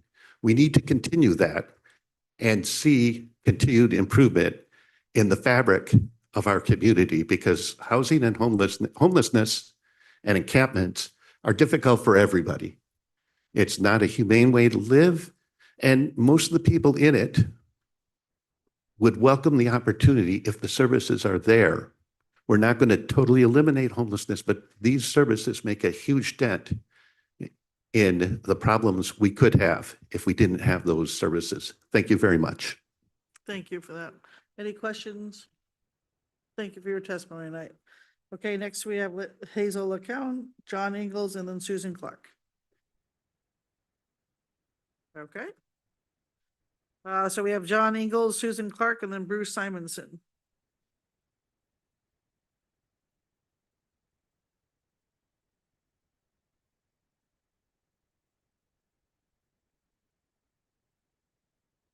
My name is John Ingalls. I'm a former Telephone Hill resident.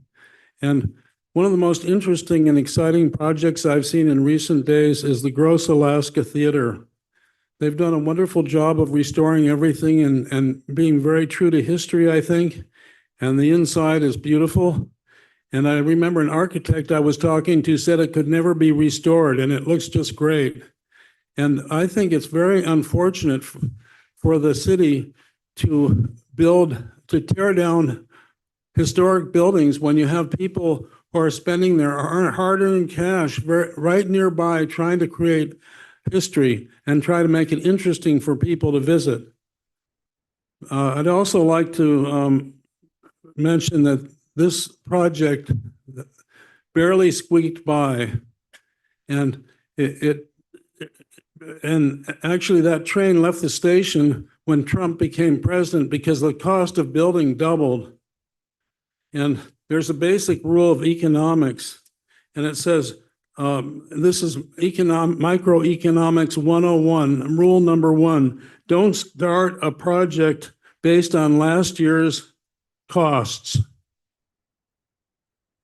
I'm done.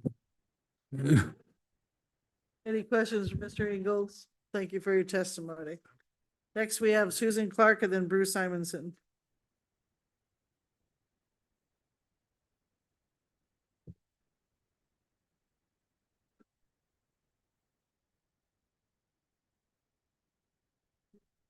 Thank you, Madam Mayor. My name is Susan Clark. I live in the Flats by the Federal Building. The city manager was correct at the cow that we have spent $517,000 on the Oregon consultant First 40 Feet, which was hired to imagine a solution for redeveloping a valued neighborhood occupying about 1 acre of actually buildable land adjacent to our sea level downtown. But the Oregon consultant has already signed an amended contract with the city for $84,000 for hazardous waste and demolition design bid packets. Why do we have to contract out how to design local contractor bids? In the works is also an additional $800,000, which will require a 6th amendment to the Oregon consultant, to which they already have committed, but haven't signed an extension of time necessary to do the geotech and core samples work. The Oregon consultant had contracted with an Alaskan subconsultant, Respect Engineering, which has refused to do the core sampling until all the houses and structures have been wiped out. Current engineers tell us that core sampling can be done accurately even right next to a house with current portable equipment. Thus, the Oregon consultant for the Oregon consultants, we've spent over committed over $1,400,000. And that comes out of the $2 million of the 1% sales tax that hurriedly was slipped into the once every 5 years sales tax proposition that we voted on in October 2022. The legislature had quietly just handed the narrow ridge that was left of Telephone Hill after the SOB was built over the top of almost everything that was Courthouse Hill. There are other consultant contracts in the works for how to do an RFP for developers. The sales tax may be allotted to other projects. You do not have to use it for an Oregon consultant. Thank you. Thank you. Any questions for Ms. Clark? Seeing none, thank you for your testimony. Bruce Simonson.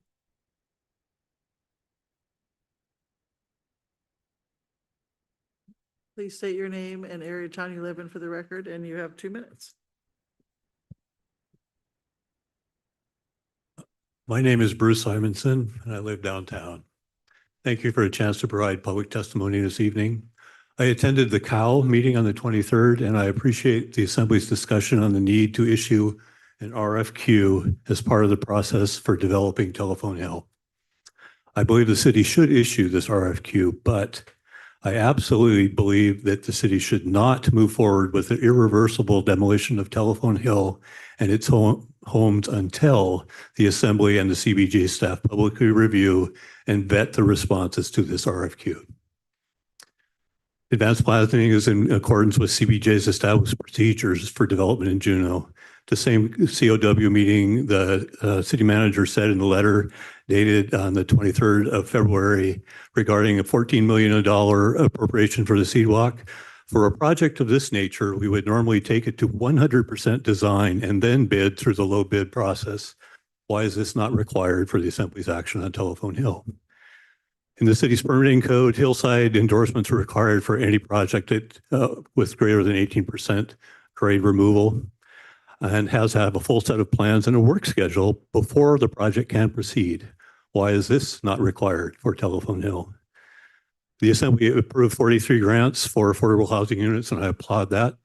Each of those applications, about 30 pages long, had a full pro forma in it, cost benefits, requirements for 20 years of keeping these housing units. All this has to be done in advance in order even to apply for the money. This inconsistency, I think, can be easily addressed just by pausing the demolition of the Telephone Hills and his homes until the Assembly reviews and publicly vets the responses to the forthcoming RFQ. Please do that. Any questions for Mr. Simonson? Seeing none, thank you for your testimony. So thank you all for being here. We will take a 10-minute break.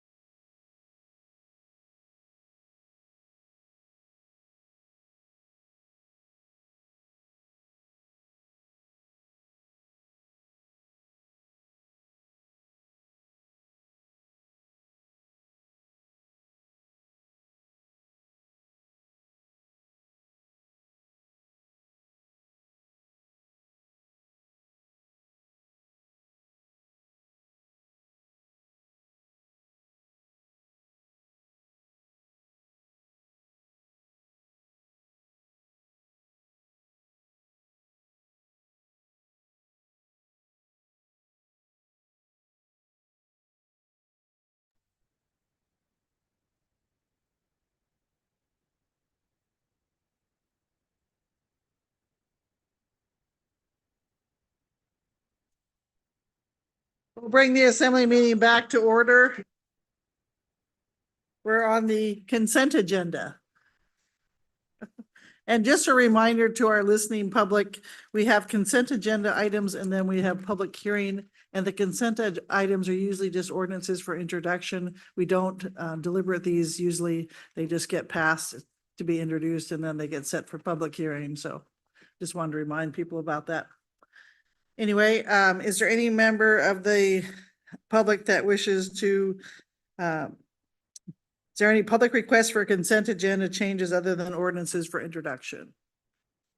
Most of our public has left us, so is there any assembly requests for consent agenda changes? Seeing none, we'll bring it back to the assembly. Mr. Smith. Thank you, Madam Mayor. I move the consent agenda as amended by the city manager and ask for unanimous consent. Did you amend the consent agenda? I thought you just, I did not. I just amended new business. yeah, Let me try that again. okay. Thanks. I move the consent agenda as presented and ask for unanimous consent. Any objection? Seeing none, that consent agenda passes. So that brings us to new business. And we have pulled resolution 4042. And so that brings us to View Drive Neighborhood Meeting. So we'll give that to Mr. Barr since he was there with us. Thank you, Madam Mayor. So, Madam Mayor, yourself and Assembly members Kelly and Hall met with the View Drive neighborhood and a handful of city staff on March 3rd to follow up on the last discussion that you had and that we had on the NRCS buyout program. There's a memo in your packet that describes what the process would look like to pursue, to continue to engage in the NRCS buyout program. I think the message that came through to me, at least during that meeting, was that there were more residents that were potentially interested in a buyout than was indicated in the informal survey that we performed at your direction.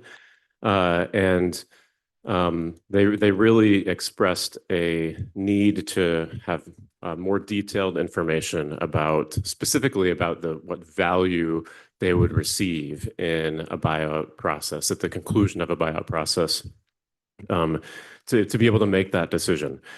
The NRCS program does offer a path that would allow us to gather that information and share it with homeowners. And then once they get to that final real estate transaction, where they would have all that information about the value that they would be receiving, then they would have the ability to make a decision to participate or not participate.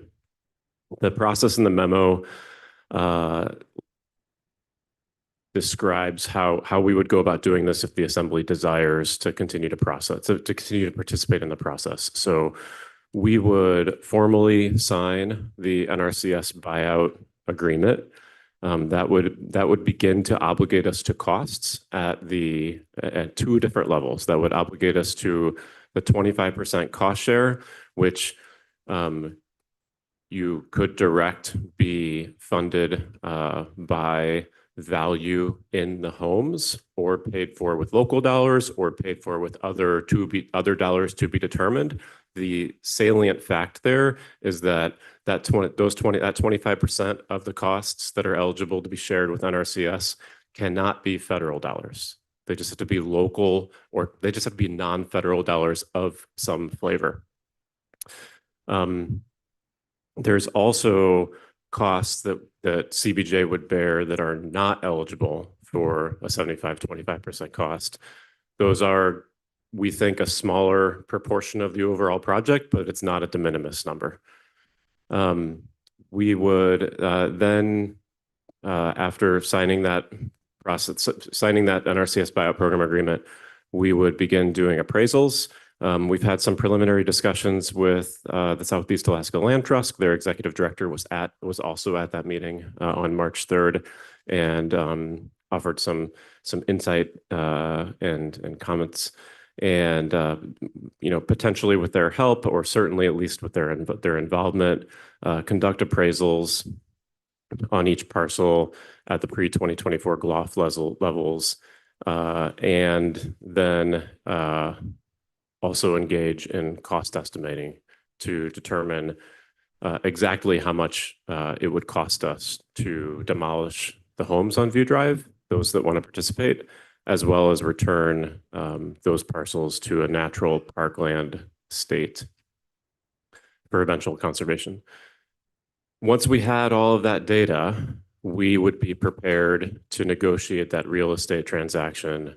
Homeowners, we would look to you for direction on what flavor of local dollar should be assigned to the 25% of the cost share, as well as potentially the what cost CBJ would wholly bear that aren't eligible for that cost share. And then that would inform the terms of the real estate negotiation that we would have with the homeowner. And the homeowner would at that point be able to say, yep, I want to do this, or no, I want to opt out. So what we're looking for you for tonight after that meeting, and I realize I'm the only one speaking right now, and 3 assembly members were at that meeting too. So please, if I missed anything, that would be great. But what we're looking for is direction on whether or not we should enter into that formal agreement. And alongside, if we do, drafting an appropriation ordinance for up to $558,000. And the rationale for that cost is laid out there. That up to language is important because that assumes every parcel, every property owner will want to participate, which we don't think is accurate, right? Based on what we heard at that meeting. But it's possible that every parcel, or at least most of the parcels, might want to get the information to make the decision. So, Madam Mayor, that's what I have for you. And again, if I missed anything, please. All right, I'll go to Mr. Kelly and then Ms. Hall and see if you guys have anything to add or not. No, I think the memo and Mr. Barr's recollection of the event is pretty comprehensive. And I think I came away with the same understanding that he did. When people heard from us and had the chance to ask questions informally, directly with the federal representative who was able to talk about the program, when they were able to ask questions directly of staff, speak with each other, speak with assembly members, I feel like we had a very productive dialogue that helped correct a little bit of misunderstanding and might have changed some minds. Ms. Hall, do you have anything to add? Just to say that agree that the residents were very grateful to have the opportunity. So I'm appreciate staff making the time to make that happen. Thank you. Yes, I would concur. I think the neighborhood appreciated the time that we spent with them. And we did forewarn them that Assembly hasn't spoken yet because there was only 3 of us, but they would likely have to come up with close to a quarter of the value of their house, plus more money for the work that needed to be done and the appraisal, that $583, $6, whatever it is, may be the extent of the city's participation, and they may have to foot the rest of the bill. So we were very transparent. So with that, questions to Mr. Barr or us? Ms. Wall, then Ms. Hughes-Gandes.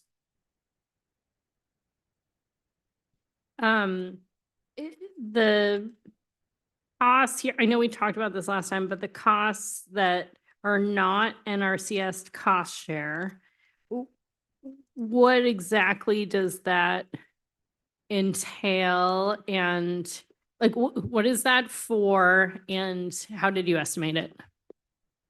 Mr. Barr.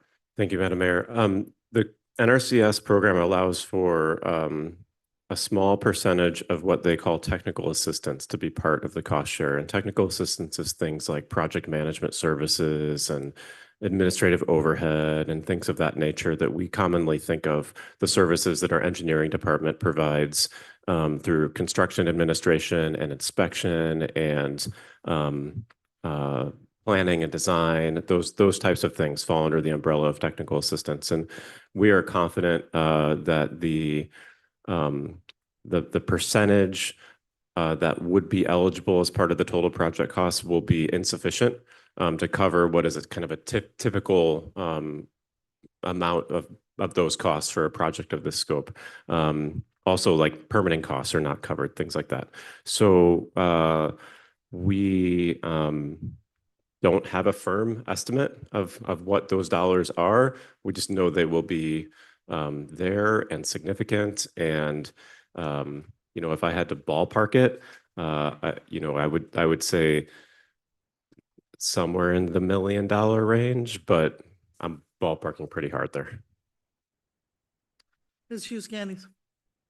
Thanks, Madam Mayor. Thanks, Mr. Barr, and to the other assembly members for also making time for the meeting. I appreciate that. So I'm just going to restate, I think it is fairly straightforward in your memo, but if we move forward with this, the up to number, and as a result of getting that information, nobody wants to do it anymore.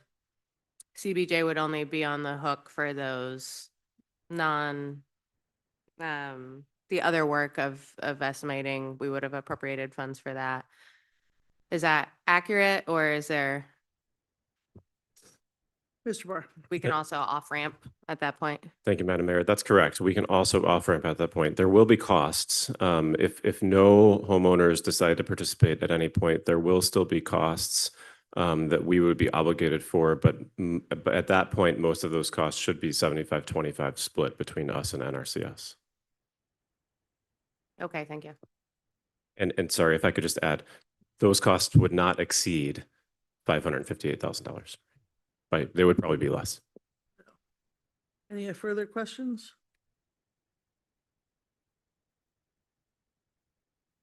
As well, back to you. Thank you, Madam Mayor.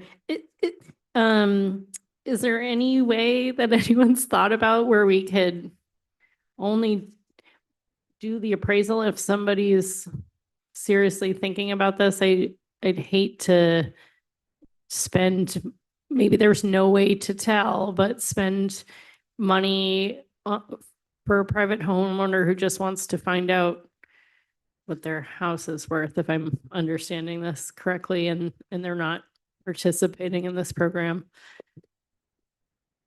Yes, and I had the same thoughts because one of them already said, we'll have to ask him again, I don't want to buy into it, love my house and everything. So that takes the whole, it's not going to be one big project. So that was my concern is, do we have to appraise the houses that wouldn't qualify, that are up high enough and wouldn't flood? But I'll let Mr. Barr answer all that. Thank you, Madam Mayor. There are certainly some residents that have indicated that they're probably not interested at all. And so we would certainly ask them, if they're not interested at all, to not ask for an appraisal and for us to perform that cost estimating work for demolish and return to parkland. I think if the one piece of information that I think the homeowners would that would inform their decision is if the assembly knows that it will not be willing to invest significantly more local dollars into this project, communicating to the homeowners upfront that there is certainty around the project costs needing to be borne at the 25% of the project costs needing to be borne by the homeowners. I think that would potentially inform some homeowners in their decision-making process early, right, pre-appraisal. So that's just a thought. Anything further? Ms. Hughes Candies, do you have hand up or not? All right. Seeing nothing further, Mr. Smith, will you take a stab at a? Very good, Madam Mayor. I move that CBJ should enter into a formal agreement with NRCS to participate in the View Drive buyout, and also to direct staff to draft an appropriating ordinance for up to $558,000 for appraisals and total project cost estimating. I ask for unanimous consent. Are there any objections, Mr. Kelly?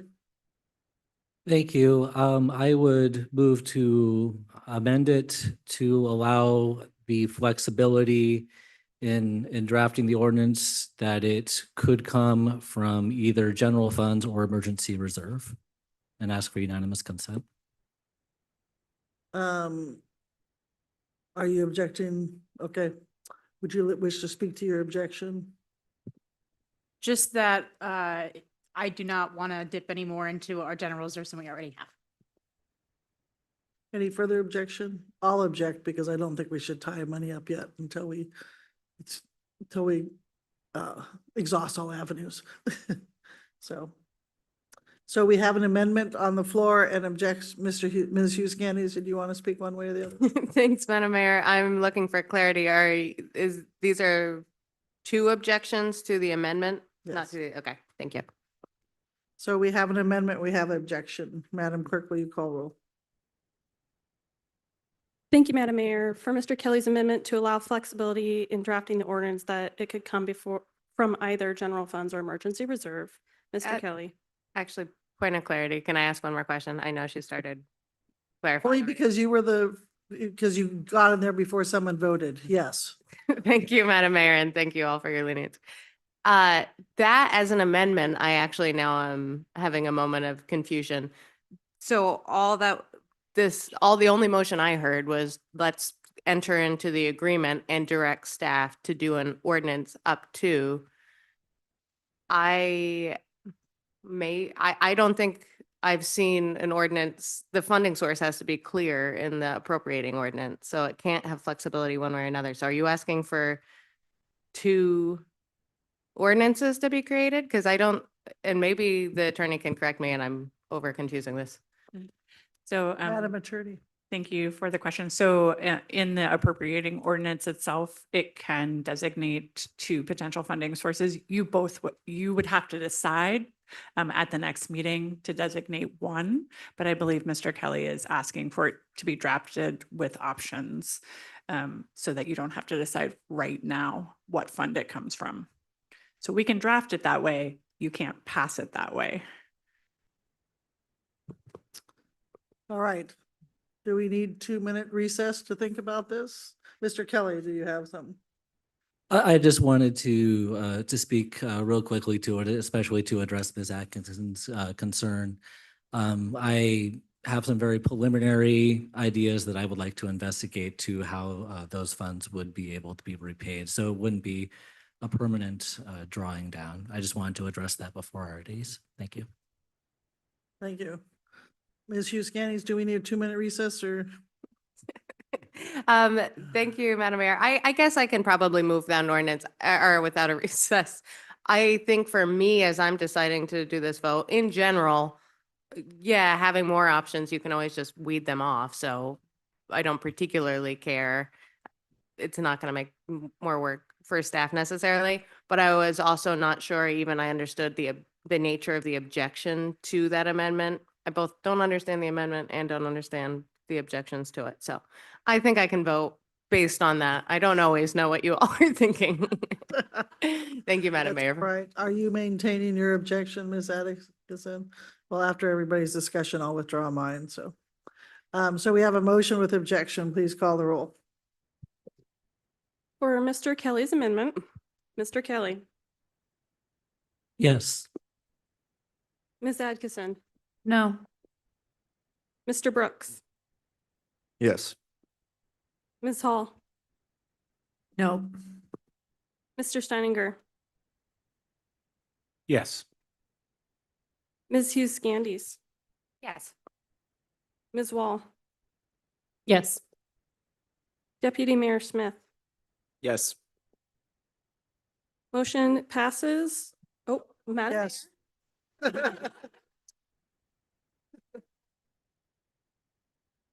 Motion carries 7 yeas, 2 nays. Okay, then we're back to the motion with as amended. Any objection, Ms. Wall? Just for a question, the entering into a formal agreement that would happen tonight. or I mean, we take action and you guys can go do that but we can't actually do anything until we pass the ordinance. So we could basically get out of that agreement or not spend any money if that ordinance fails. Is that a good summation of what we're deciding tonight and not deciding? Who's going to tackle that one? Mr. Barr. Thank you. Thank you, Madam Mayor. Yes, there are multiple off ramps. I think what Assemblymember Wall said is accurate. I'm just remembering back to the meeting of Mr. Nelson, the NRCS staffer who's been assisting us through this process, just repeating that NRCS looks for a firm commitment and understands that these are challenging decision-making processes that communities struggle through. And his comment was that we are appropriately struggling through. As well. I'm not objecting, but can I make a quick comment? It's okay if you say no, if no one else is objecting. Certainly, Ms. Wall. This one time, everybody gets one time. Very, very quickly, just to say, I'm not going to object to this. I don't know what my decision will be when we actually vote on this, and I'll have questions along the way. So I think that's probably the feeling of several of us. So, all right, we have a motion as amended, and seeing no objection, that motion as amended passes. Our next item, Madam Manager.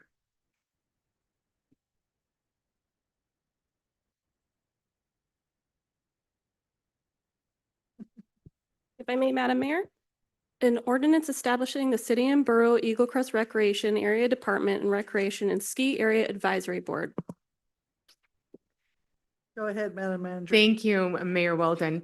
So this item is placed under new business strictly for the purposes of meeting scheduling. At the January Committee of the Whole, when you discussed it, the motion was to discuss it again at the March 16th Committee of the Whole. And in order to change that, discussion being on that item being on the agenda, we wanted to make sure and have this conversation just so the public would know and be able to follow. So the request would be to make a motion to postpone conversation on that ordinance, the ordinance that makes the Eagle Crest Board advisory to a future date, but a date certain. And just for your scheduling purposes, 6 months out would be the September 28th Committee of the Whole. Thank you, Madam Manager.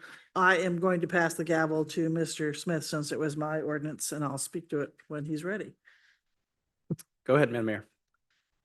So we have been meeting with the Eagle Crest Board. In fact, we met with them today. So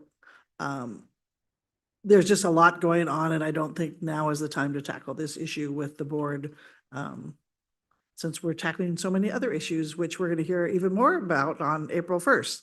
So that's why I asked her for a 6-month extension. So that would be my wish, is to table this for 6 months and then have it come back to us then. So that's my motion. Madam Attorney,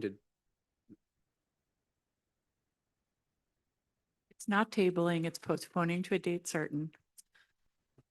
Sure, postponing to the date certain of 6 months, which remind me, Madam Manager, what that date was. September 28th. Committee of the September 28th, Committee of the Whole.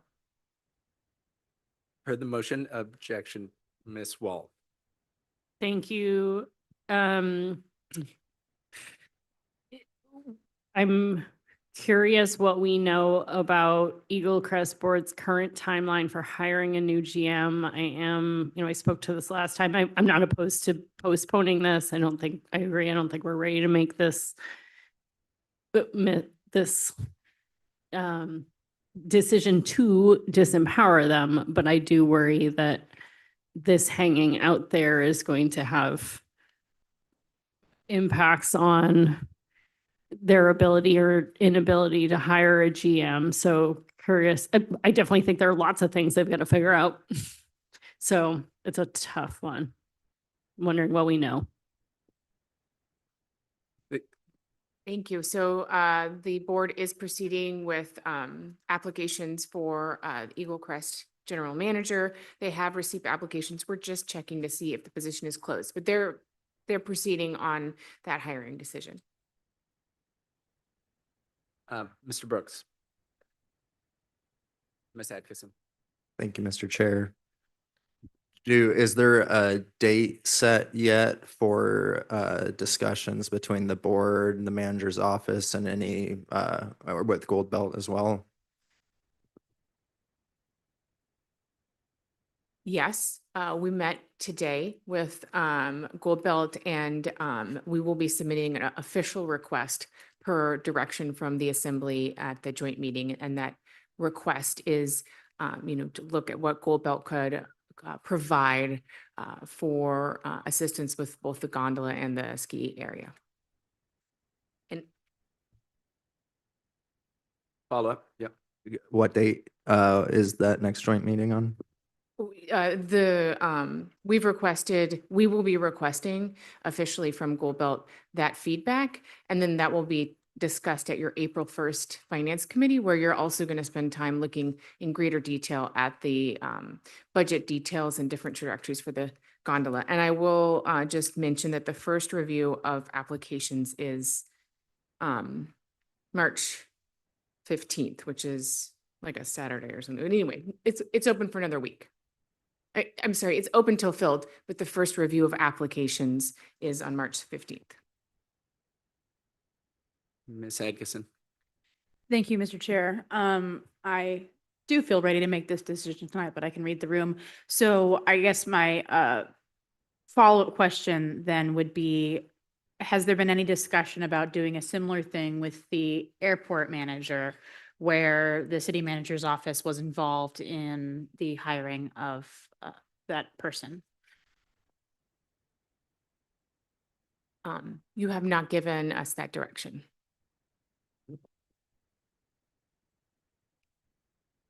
Before we give that direction, sorry, I'm speaking without asking you, Mr. W. You might tell us about that experience.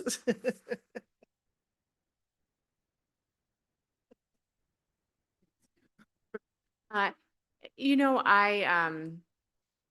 think that Deputy Manager Barr and I both sat on that committee, as did Assemblymember Hugh Scandies.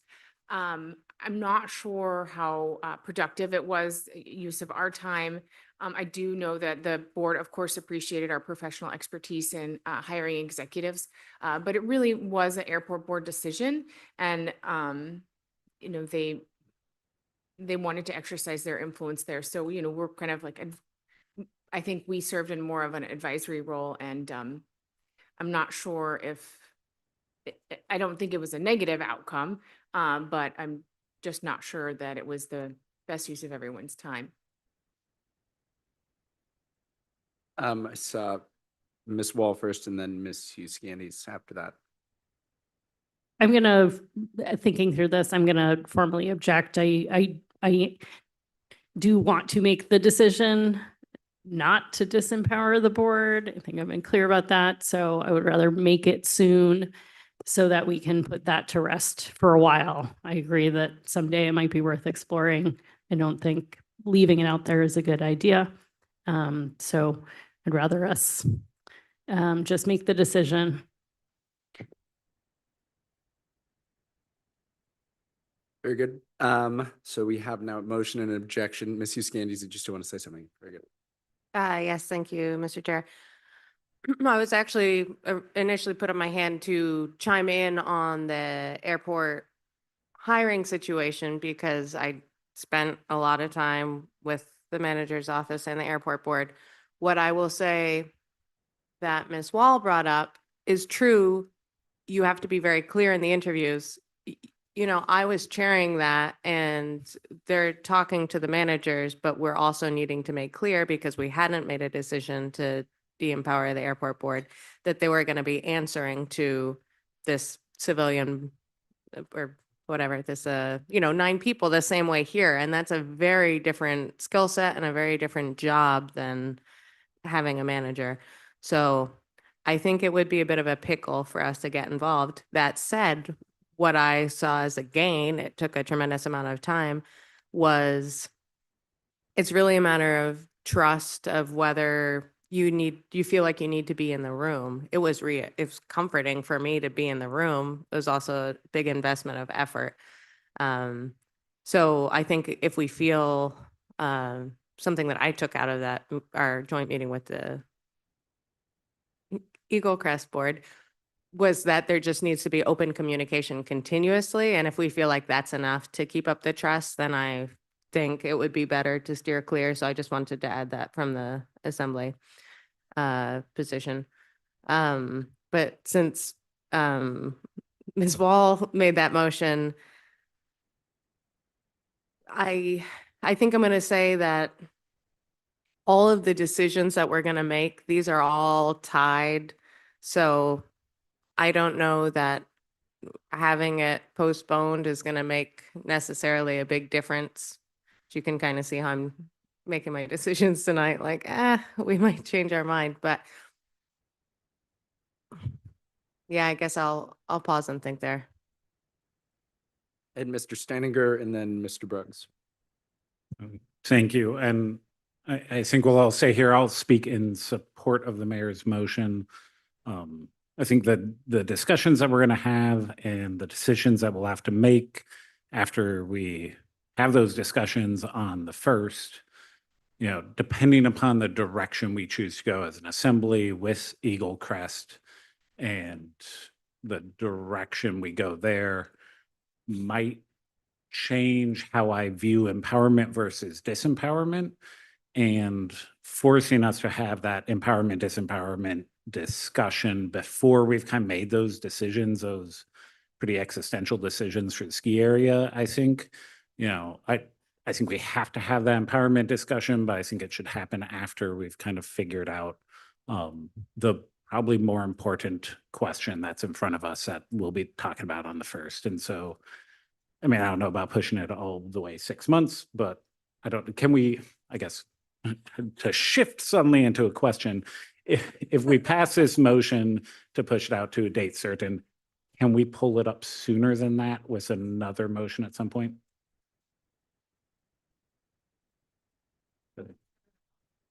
But the answer is yes. Then I support the mayor's motion. Let me just ask one question. What other action could we take on this ordinance tonight? Like, could someone say this motion to postpone or to, postpone to type certain fails? Can we like vote no on this ordinance or not because it hasn't been noticed? Yeah. You are the chair. So no, this is specifically for a postponement of the date. Any substantive action would require public notice and action at a public hearing. Okay, thank you. Sorry, Mr. Brooks, go ahead. Thank you, Mr. Chair. Assembly Member Steininger touched on most of what I wanted to cover, so thank you. Mayor Weldon. And the reason I was looking at postponing this is because we are working with the Eagle Crest Board. So not only are we going to send a letter to Gold Belt, the members there was Mr. Collum and Mr. Calvin. We're also going to look at other people that might be interested in running Eagle Crest. And Mr. Calvin is still working on the performance. So they're still actively doing work. So I just didn't think it was timely. And I think depending on what happens to Eagle Crest, depends on whether we're even going to have a board or not. So that's why I was comfortable with 6 months.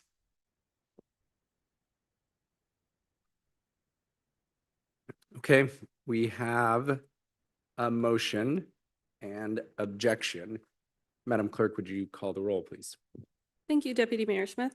For the motion to postpone the Eagle Crest ordinance to the September 28th COW Committee of the Whole. Mayor Weldon. Yes, and Mr. Smith is chairing, so he's last. Mr. Brooks. Yes. Ms. Hall. Yes. Mr. Kelly, No. Ms. Adkisson, Yes. Mr. Steininger, Yes. Ms. Hughes Candies, Yes. Deputy Mayor Smith. Oh, You Ms. missed Wall. me. So sorry. Ms. Wall. No.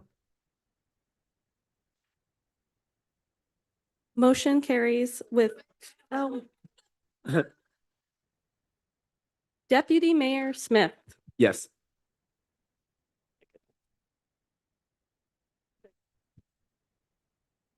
motion carries with 7 yeas and 2 nays. Phew. Okay, that brings us to item 3 under new business. Mr. Smith, are you prepped for this one?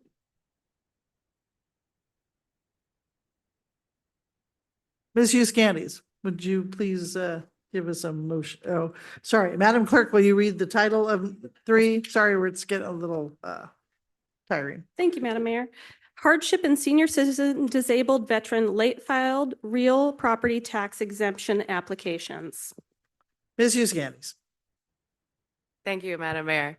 I would note that for late file senior and disabled veteran hardship exemptions, we received and reviewed exemption or applications. Didn't review the applications. Haha.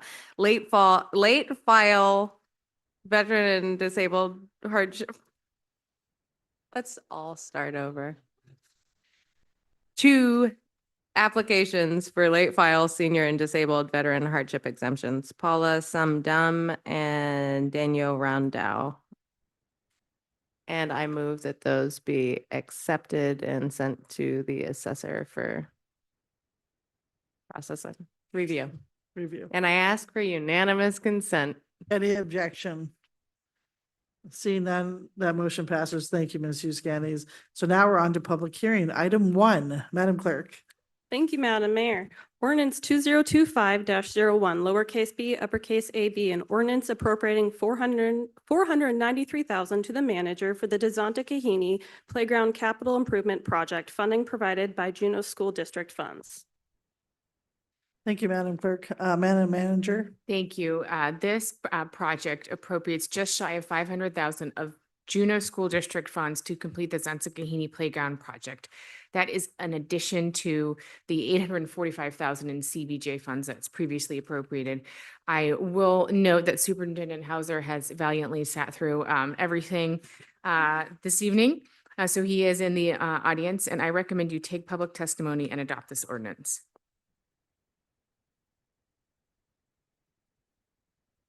Thank you, Madam Manager. Is there any member of the public, including Superintendent Hauser, that would like to speak to this ordinance? Seeing none, we'll bring it to the assembly. Ms. Wall. Thank you, Madam Mayor. I move the Assembly approve ordinance 2025-01B-AB and ask for unanimous consent. Any objection? Seeing none, that ordinance passes. Item 2, Madam Clerk. Thank you, Madam Mayor. Ordinance 2026-10, an ordinance amending Title I, General Provisions to add a definition of newspaper of general circulation. Thank you, Madam Clerk. Madam Manager. Thank you. This ordinance defines newspaper of general circulation to include online notices. This modernizes how we do notices. It modernizes really how our public engages with looking for that information. And it's a practice that many other municipalities have done. We still remain compliant with state statute on public notice. I recommend the Assembly take public testimony and adopt this ordinance. Thank you, Madam Manager. Is there any member of the public that wishes to speak to this ordinance? Seeing none, we'll bring it to the Assembly. Mr. Brooks. Thank you, Madam Mayor. I move that we send ordinance 2026-10 to the Committee of the Whole and ask for unanimous consent. Sorry. Yeah. I move that we adopt ordinance 2026-10. and ask for unanimous consent. Good correction. Any objection? Seeing none, that ordinance passes. Item 3, Madam Clerk. Thank you, Madam Mayor. Ordinance 2026-08, an ordinance amending the uniform sales tax of the city and borough of Juneau. Thank you, Madam Clerk. Madam Manager. Thank you. This ordinance adds residential composting as an eligible essential residential and solely non-commercial utility that is eligible to be exempt from sales tax. I recommend you take public testimony and adopt the ordinance. Thank you, Madam Manager. Is there any member of the public that wishes to speak to this ordinance? Seeing none, we'll bring it to the assembly, and I'm going to go to Mr. Kelly on this one. Thank you, Madam Mayor. I move that the Assembly adopt ordinance 2026-08 and ask for unanimous consent. Any objections? I'll object. I get to speak to my objection. I appreciate Mr. Kelly's take on this. However, a sales tax is kind of regressive and hits lower income people more than upper income people. And since you already pay money to get your composting, I don't see these people as having a lower income problem. So, when the foregone revenue folks are going to meet with us again, the committee is going to meet again. We're going to be looking at ways to get rid of sales tax exemptions and those kind of things. So I don't see that it behooves us to start putting exemptions on them. So I will object. So Ms. Wall, and then back to Mr. Kelly. Thank you, Madam Mayor. I'll speak in support of this ordinance for many of the same reasons the mayor just spoke to. This is a hard service to afford, and so this would make it more affordable. And we know that composting is something that we want to encourage for our landfill. Thanks. Thank you, Mr. Kelly. Thank you. I think Ms. Wool actually spoke to my points as well. All right, any further comment? Seeing none, Madam Clerk, we have a motion and objection. Thank you, Madam Mayor. For ordinance 2026-08, Mr. Kelly, Yes. Ms. Adkisson, Yes. Mr. Steininger, Yes. Ms. Hall, Yes. Mr. Brooks, Yes. Ms. Hughes Candies, Yes. Ms. Wall, Yes. Deputy Mayor Smith, No. Madam Mayor. No. Motion carries 7 yeas, 2 nays. That brings us to item 4. Madam Clerk. Thank you, Madam Mayor. Ordinance 2025-01, lowercase b, uppercase u, an ordinance appropriating $150,000 to the manager as a grant to Society of St. Vincent de Paul, St. Therese Conference, Inc., for long-term maintenance, funds provided by Juneau Affordable Housing. Thank you, Madam Clerk. Madam Manager. Thank you. This ordinance was pulled because we referenced only the Teal Street facility in the title last time. So we had to reintroduce it. It's a $150,000 grant for St. Vincent's to do just general maintenance to all of their properties. Unfortunately, we still didn't catch a whereas clause that also mentioned Teal Street. So there is a staff amendment on page 64 of your packet that we will need you to adopt. I recommend you take public testimony, amend, and adopt this ordinance. Thank you for that. And we do have Mr. Ringel in the audience. Do you want to testify only as needed, correct? All right. So with that, we will bring it to the assembly. Ms. Atkinson. Thank you, Madam Mayor. I move we adopt ordinance 2025-01, version B, large letter U, and I object for the purposes of a staff amendment. Well done. Look at you. Please give us that amendment. The one in the packet. And I don't need to speak to it because I think the manager just did. Ask for unanimous consent. Any objection? All it does is remove the reference to Teal Street, so. See no objection. That amendment passes. Back to the motion as amended. Any objections? Seeing none, that motion passes.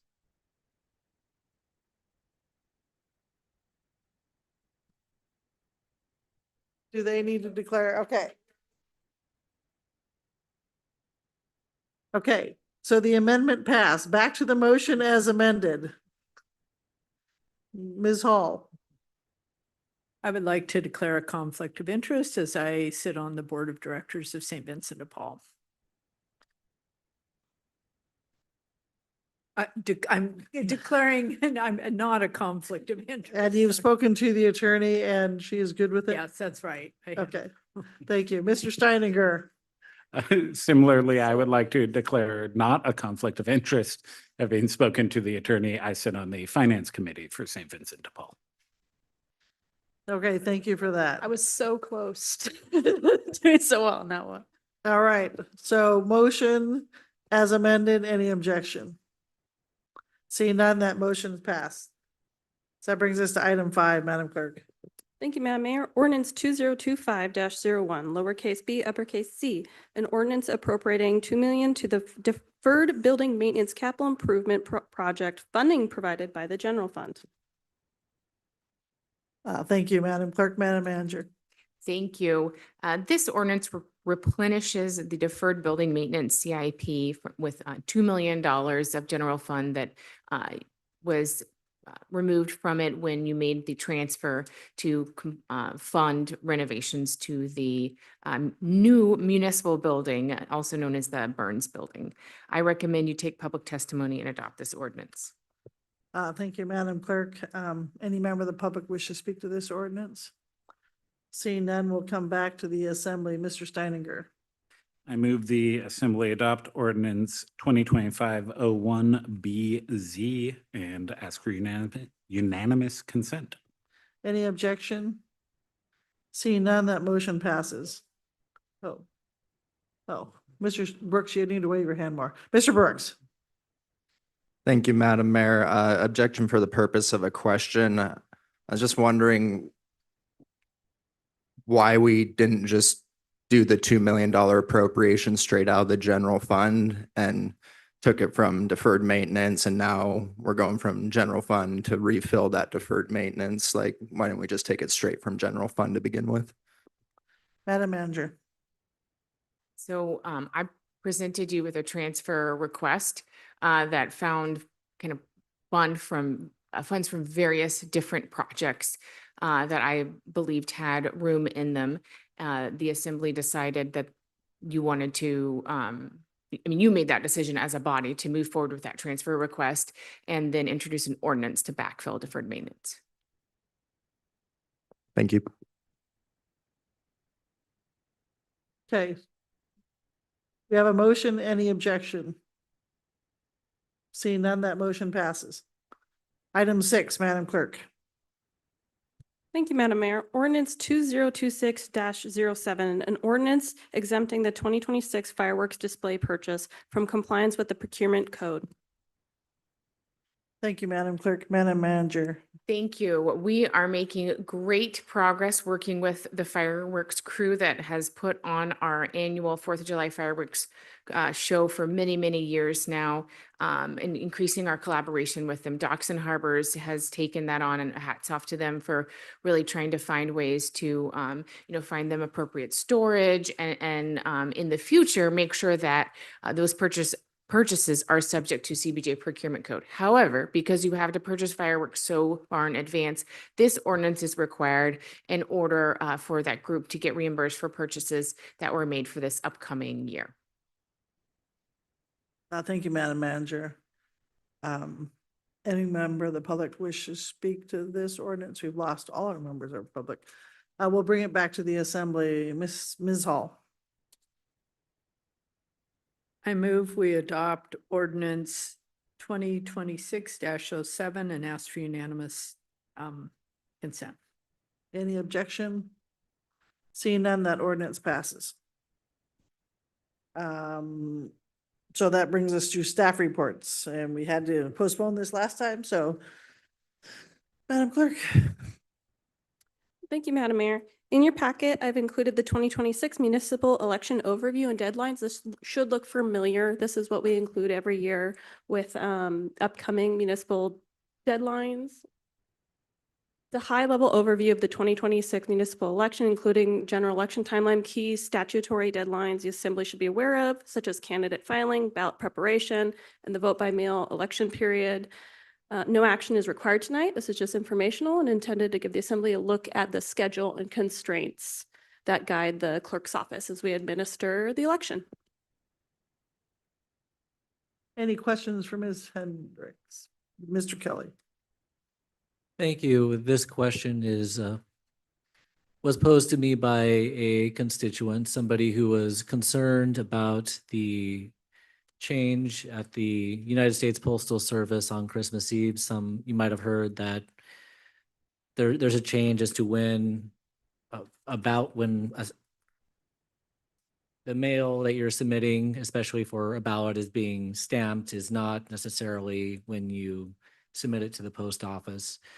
And there was concerns that people who are unaware of the change in Postal Service regulations might submit a ballot before the deadline, but since it's not watermarked, might not have their ballot counted.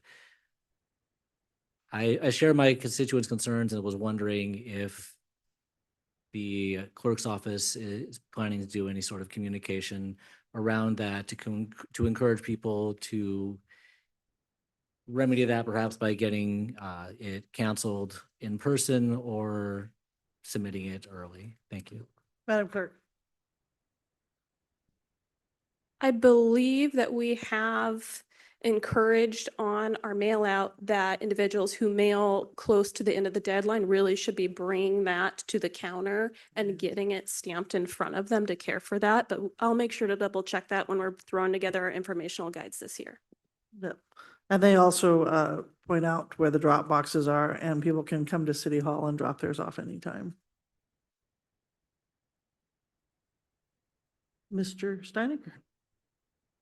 Yeah, thank you. And I have a question kind of based. We heard some public testimony earlier today about the petition process and deadlines and signature gathering. And, I was wondering if our attorney, Ms. Wright, could speak. Do you have kind of a take on that, on those deadlines and that process that you might be able to share with us? Madam Attorney? Sure, and I'll try and keep it succinct. I have a lot of feelings about this one. So what I will tell you is I fully respect Mr. Patello's position and his presentation. I'll start by saying you're the legislative body. We can draft an ordinance putting that mark at 30 days, that if you don't have enough signatures at 30 days, you're done. I looked back, it's happened about 6 times in the past few years. 3 last year, 2 got on the ballot, 1 did not.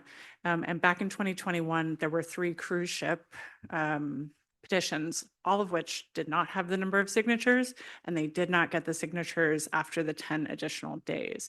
It is true that there was a shift in interpretation in the clerk's office and the law department, probably in about 2017, 2018. There were not very many initiatives or petitions filed before that. So there was a pretty large hole from 2011 to 2020, 2018, 2019, 2021. We've seen a lot more going on. So it wasn't like it was a complete turnabout all of a sudden. We just didn't have them. What I will tell you is if you go back and look at the Alaska Constitutional Convention, as well as the CBJ charter notes, the concept of recall initiative and petitions, it's meant to give the maximum ability of the citizens to tell their elected body that they're upset with them and they don't like what you're doing in a recall, or they think that you should be passing legislation. So case law, all of the notes, all of the discussions, it's maximum process for the citizens. It's their way of telling you what they think. With that in mind, the CBJ charter There are notes that the charter committee talked about whether it should be 30 or 40 days. There's no like aha moment where we can say, oh, it was supposed to be 30. What we can see is that they knew the whole process was going to be 40 days and they were comfortable with that. And so based on that, based on some case law, Mr. Palmer in 2021 advised the clerk's office to give the full 40 days. I was again asked about that last year. I also advised the full 40 days. You 100% can change it. And I would recommend legislation to do that if you want. My only other piece, Mr. Botello talked a little bit about that there's no petitions right now. And to be fair to him, he brought this up to me and others a while ago with plenty of time, but you are about to hit petition time. Petitions normally come in the beginning of April. And so if you want to do this, we can either do it now very, very quickly, or you could postpone until after the election and deal with it kind of when there aren't petitions pending. Does that give you a good overview of where we are? Yes, yeah, thank you. Yeah, and I'll just add, so Clerk Lori Sika interpreted 30 days. And then Clerk Beth McEwen interpreted it 40 days, so difference. As attorney said, vague, so it was up to interpretation. Any further questions on this one? All right. Thank you, Madam Clerk, for that. And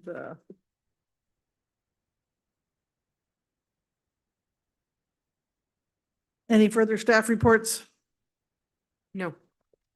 So the only thing I have for the mayor's report, and some of you were there, but went to the Women's of Distinction where Aware honored our former deputy mayor, Maria Gladysevsky. So honored to see her being honored. So she gave a great speech.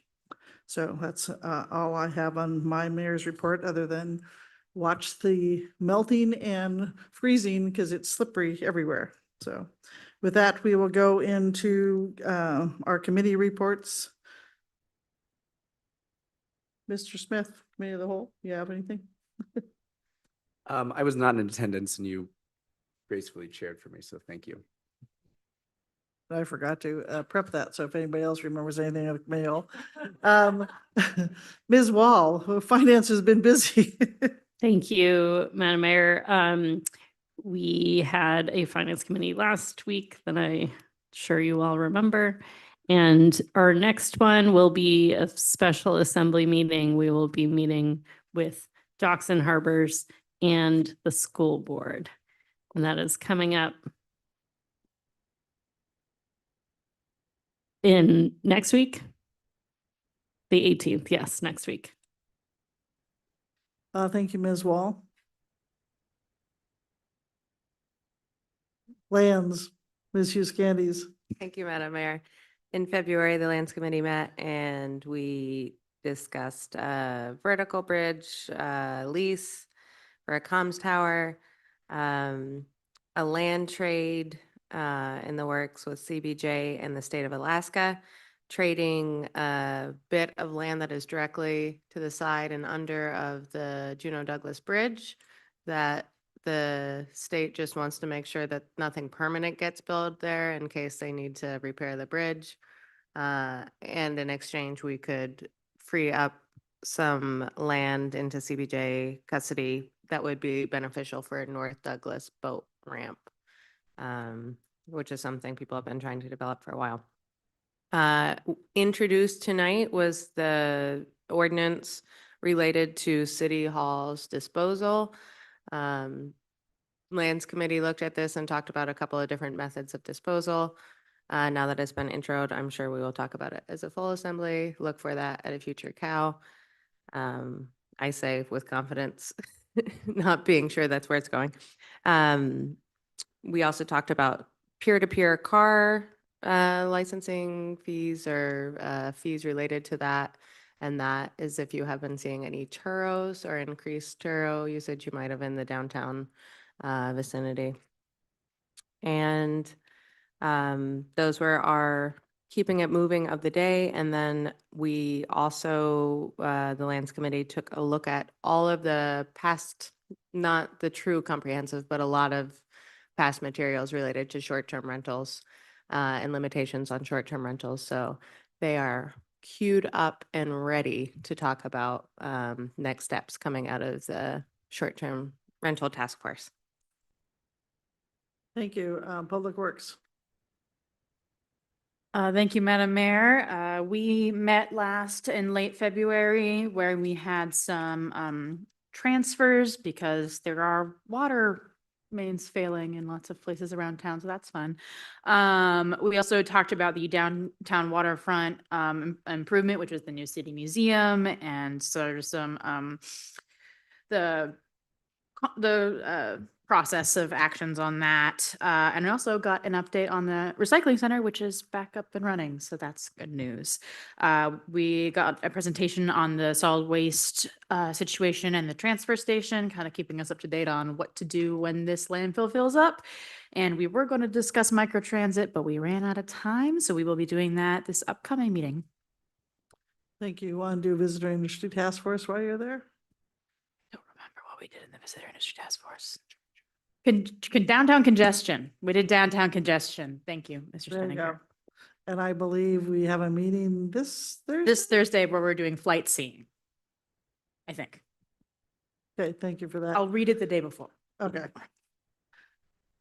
Human Resources, Mr. Kelly, you guys were busy.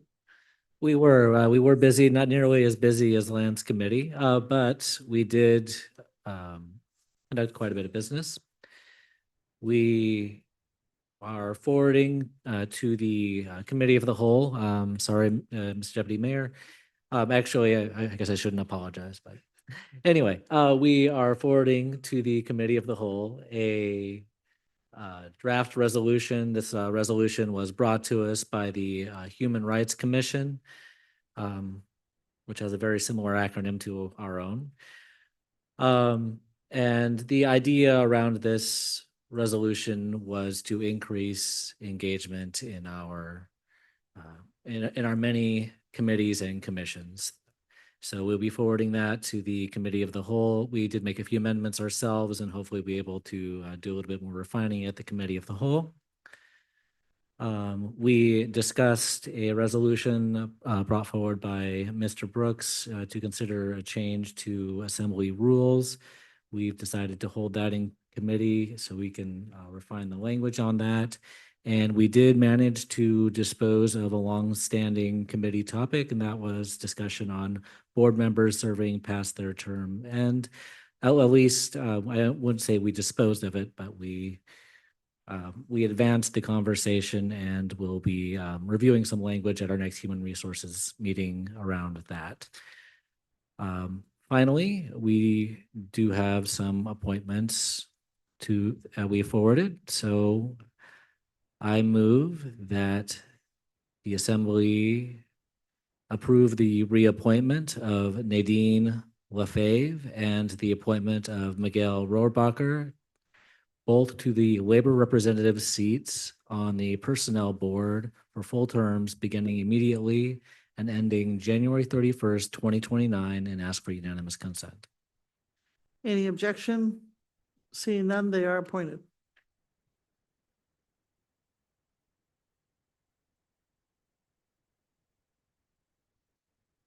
Oh, you just had one. I thought you had two of them. Never mind. All right, thank you for that. Did I miss any assembly committees? All right, we'll just go down the line. Ms. Hughes Candies, committee liaisons, questions, comments, concerns. There's always, if I'm prepared for one thing, I always forget another thing. I will start with questions, concerns, comments. The petition issue, I'm interested in hearing more, but now getting more information from the attorney. I think I will kill that one and just say I'll follow up offline. I think Ms. Wall in the past has used this time because we can't all be together and get kind of a pulse check and not wanting to waste time or valuable meetings. Sometimes it's good just to know where people are at. I'm pretty extremely limited with resolutions where I think they make sense, who we should be limiting our resolutions to things that we have more control over, or rather the less we do of them, the more weight it carries than if we were doing resolutions for this and that and everything. So I am curious where folks are on a resolution with Cascade Point, and if we all feel really good about Juneau not taking a position on that, our neighboring communities have. So if the mayor feels like indulging that, to let people know where they are. And then the other thing I wanted to say was we received memo style communication from the chair of JCOS related to the mines and smelting and looking at ways to see if there's other mechanisms that make sense for the community to capture revenue from the mines in a way that is less boom bust and more ongoing. So I just kind of want to make you all aware of that. And if anyone started screaming, not the mines, then that would be helpful to me. And that's all I have at this point. All right, so we'll tackle the first one first. So in the past, we typically don't do a resolution for basically something that's not, we have no control over, but we'll hear from the body and I'll just go down the line.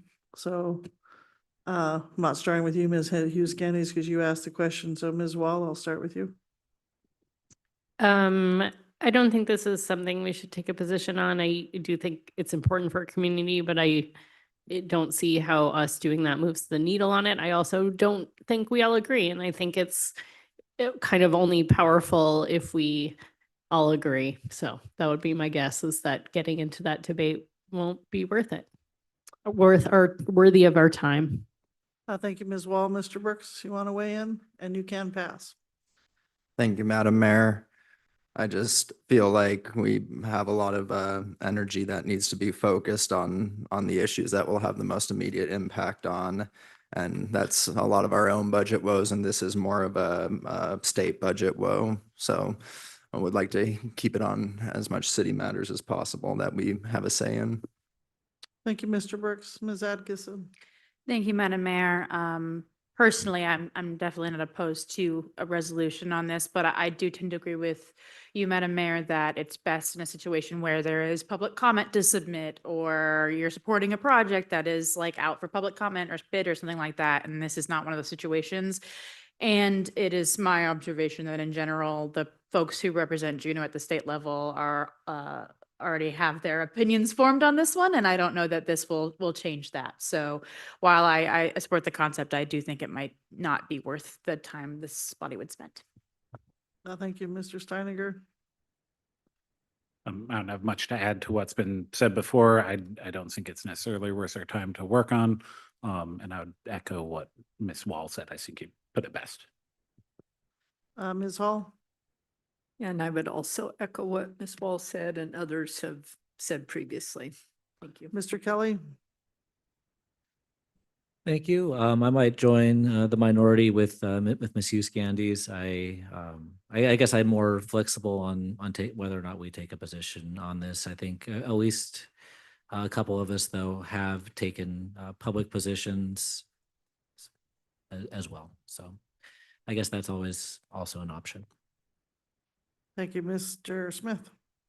Thank you. I'm not sure this is something that, again, is worth our time to spend, and would it make any real change? I appreciate knowing that a lot of people in our community have spoken up through different ways that they're able to, but I don't know if it's something we need to do. So thanks. There you go. And as for myself, I think it was all well stated from everybody else, and I'm more keep your powder dry for times when it does count. Ms. Hughes Candies, did you want to weigh in on that one, or just? No, that's super helpful. I mean, I think a lot of us already have utilized the other mechanisms. Just occasionally come back to, well, actually the ferries are super critical to our thing. Should we be talking to the state? And it frequently feels pointless because we're not very often way out of line with our state representation. So But I think it's good to check in. Yep, no, So that's thanks. fine.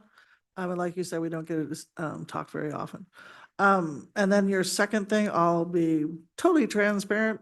I didn't see that, so I haven't read it. So I don't know if that's something that we should stick more with finance than the assembly tonight. I have no idea what you're talking about, but Extreme early stages, just for anyone who did see it. I'm following up, I guess. Yeah. So did anybody want to weigh on it if they read it? So I didn't read it. So. Yeah. So, don't know that we're gonna weigh on that tonight, but not say we can't weigh in on it later. So anyway, did you have any liaison or anything that you want to talk about? Ooh, that's the one where I said this, I can get 2 out of 3. Chamber is meeting this week. Chamber is following childcare with some concern for the summer. And no, I'm sorry. If I remember anything relevant for the assembly, I'll come back. Okay, that sounds good. Ms. Wall, do you have anything to add? Thank you, Madam Mayor. The PrAC has not met since we last met. They, instead of a meeting this month, they are taking a tour of Diamond Park Aquatics Center on Thursday at noon, and there is an invite for you if you would like to join it in your Friday report, and that is a public meeting since they're doing it together. So you could all join if you wanted to. And the airport has not met since we met with them as a board. They meet on Thursday. So I will be there. And I think I did want to say something briefly because it is going to be 3 weeks until we talk about the gondola. Just been doing a lot of reflection since we got that initial estimate. And I know there's going to be more, investigation and more discussion on that number, but I am, just as someone who is on the body, and many people here weren't, when we voted to go into that agreement with Cold Melt, I am sorry that happened. I think many of us knew that was a poorly planned project, and when we saw that someone wanted to invest that much money in it, that's all we could see. So, I know we're going to be working hard to try to figure out our way out of it, but everything I know right now makes me feel like I just wanted to say something before we get to April 1st on the record, and also apologize to the 5 members who were not here when that decision was made, that you all are now going to deal with the consequences. Thanks. Thank you, Ms. Wall. I don't apologize for that. That's why they get the big bucks. Mr. Brooks. Thank you, Madam Mayor. The school board has been meeting a lot, lots of special meetings, executive sessions discussing their pay packages. I think that they have one ironed out for the support staff, and they're still working on one for the educators.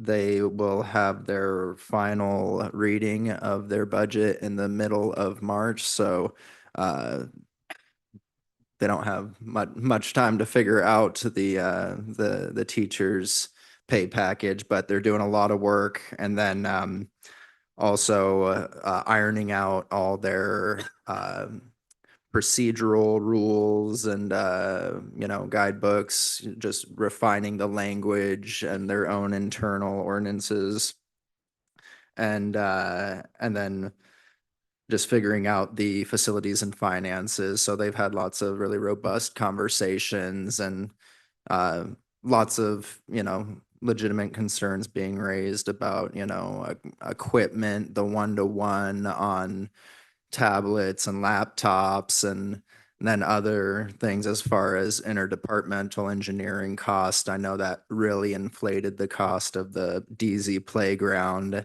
and they're hoping that they wouldn't get that same treatment for other future school projects. But then there's the the local emergency preparedness. They had the first meeting that I've attended since being elected, and it was just kind of, going over what they had been working on prior to me getting on and figuring out ways to make programs for flood preparedness, and then working with the community partners.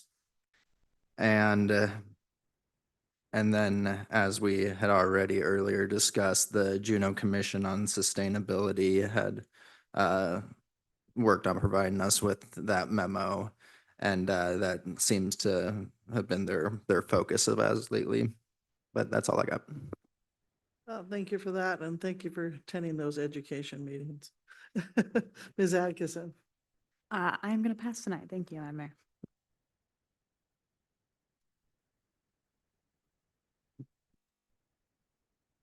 Mr. Steininger.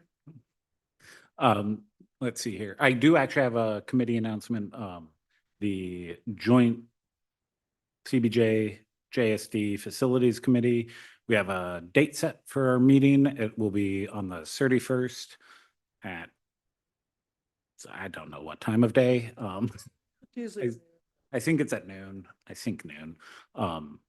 It's on the calendar.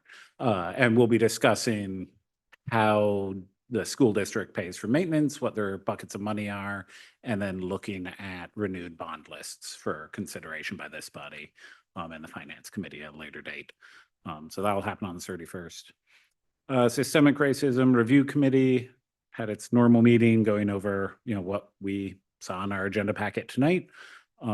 They've also been discussing a list of recommendations and a document of best practice for general board recruitment, both from just getting people into seats and from that representation perspective that they're charged with looking at. So I expect eventually that might make its way to the HRC as a recommendation from SRRC. Eagle Crest, you guys have all been in a lot of Eagle Crest related meetings lately. They did have a board meeting the other night and made a couple of things that are kind of outside of what we've been discussing with them. They had a motion to start selling spring season passes. So passes that are effectively season pass just for the rest of the spring for, I think it was $275. So pretty significant reduction from the $802 I think that a season pass otherwise would cost you. So trying to get more revenue by attracting people in with a lower price. And they also adopted a list of kind of board policies and procedures around board member behavior, I guess would be the way to phrase it. Basically kind of laying out expectations for board members. They have pretty young board, not young in age, but young in lengths of service, and some that haven't served on a lot of boards before. And so that, kind of laying out kind of ground rules for what is expected of a board member. So they've been having a lot of those kind of discussions about board behavior. And yeah, I think that's it. Ms. Hall, do you have anything? Yeah, thank you. Docks and Harbor met on Thursday of this past week, and in our consent agenda, we covered 3 items from that body. Upcoming joint Assembly Docks and Harbor meeting on the 18th, where they will present their budget. Harbor Master Crest will provide the presentation, as the port director will be in DC and will attend virtually. And projects of note, the fishing vessel Julianne from Aurora Harbor, which sank during the big storm, is being removed. I think that bid was out. Aurora Harbor improvements, Taku Harbor improvements, Satter Phase 3D, downtown, new bathroom, North Douglas launch ramp, and Echo Cove. So lots of things happening there. And then today JEDC met and we covered, kind of reviewed what's been going on lately. The Innovation Summit wrapped up, was quite well attended this year.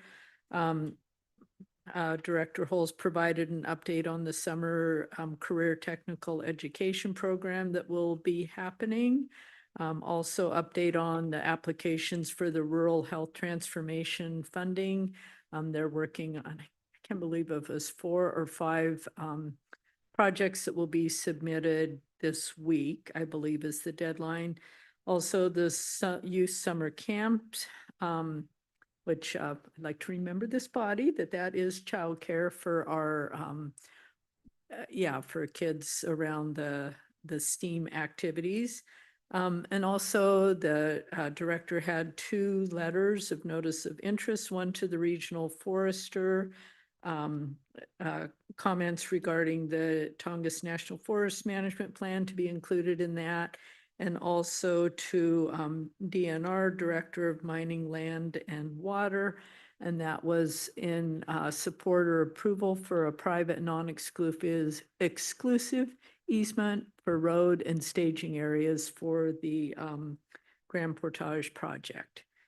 And with that, what I did. All right, Mr. Kelly. Thank you.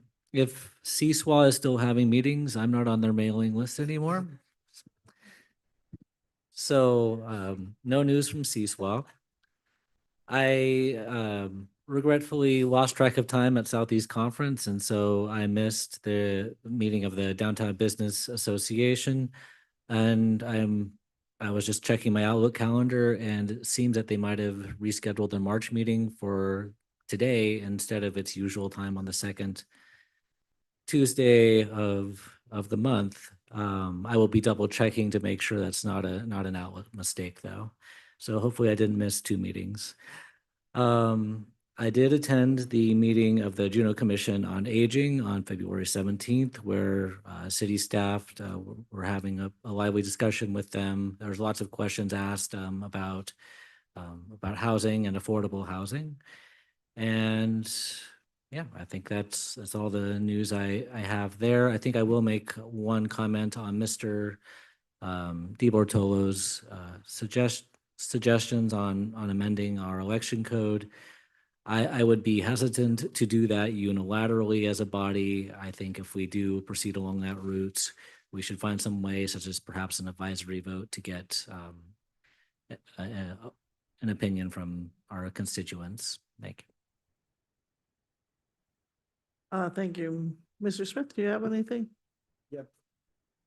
Thanks, Madam Mayor. Very briefly, out on some personal family things for the last couple of weeks, so appreciate the condolences and the keeping the water carried and the people's business moving along while I was otherwise focused. I do want to flag, we have a Title 49 Advisory Ad Hoc Committee next week, Tuesday. It's March 17th. Staff is looking for some opinions and things from the committee on parking, drive-throughs, outdoor lighting, outdoor storage, home occupation, which is home-based businesses, as well as preview of concepts for the reorganization of the table of permissible uses. So next week, Tuesday. Thanks, Madam Mayor. Thank you. The gentleman in the back that we've all been looking at all night is our new fire chief, Chief Hatley. I forgot to do that. And then the other thing, I've attended now 2 of our public work sessions on the budget. So if you get a chance to hit the remaining one, it's well worth your time to listen to everybody's comments. With that, does the staff have anything before we go into executive session? Because we're getting closer in our time.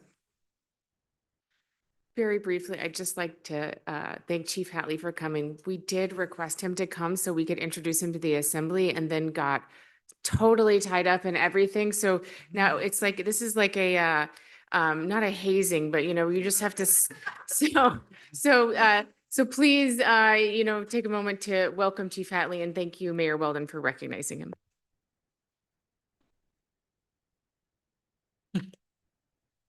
Yeah. You can come shake our hands. All I have to say from being there is good luck.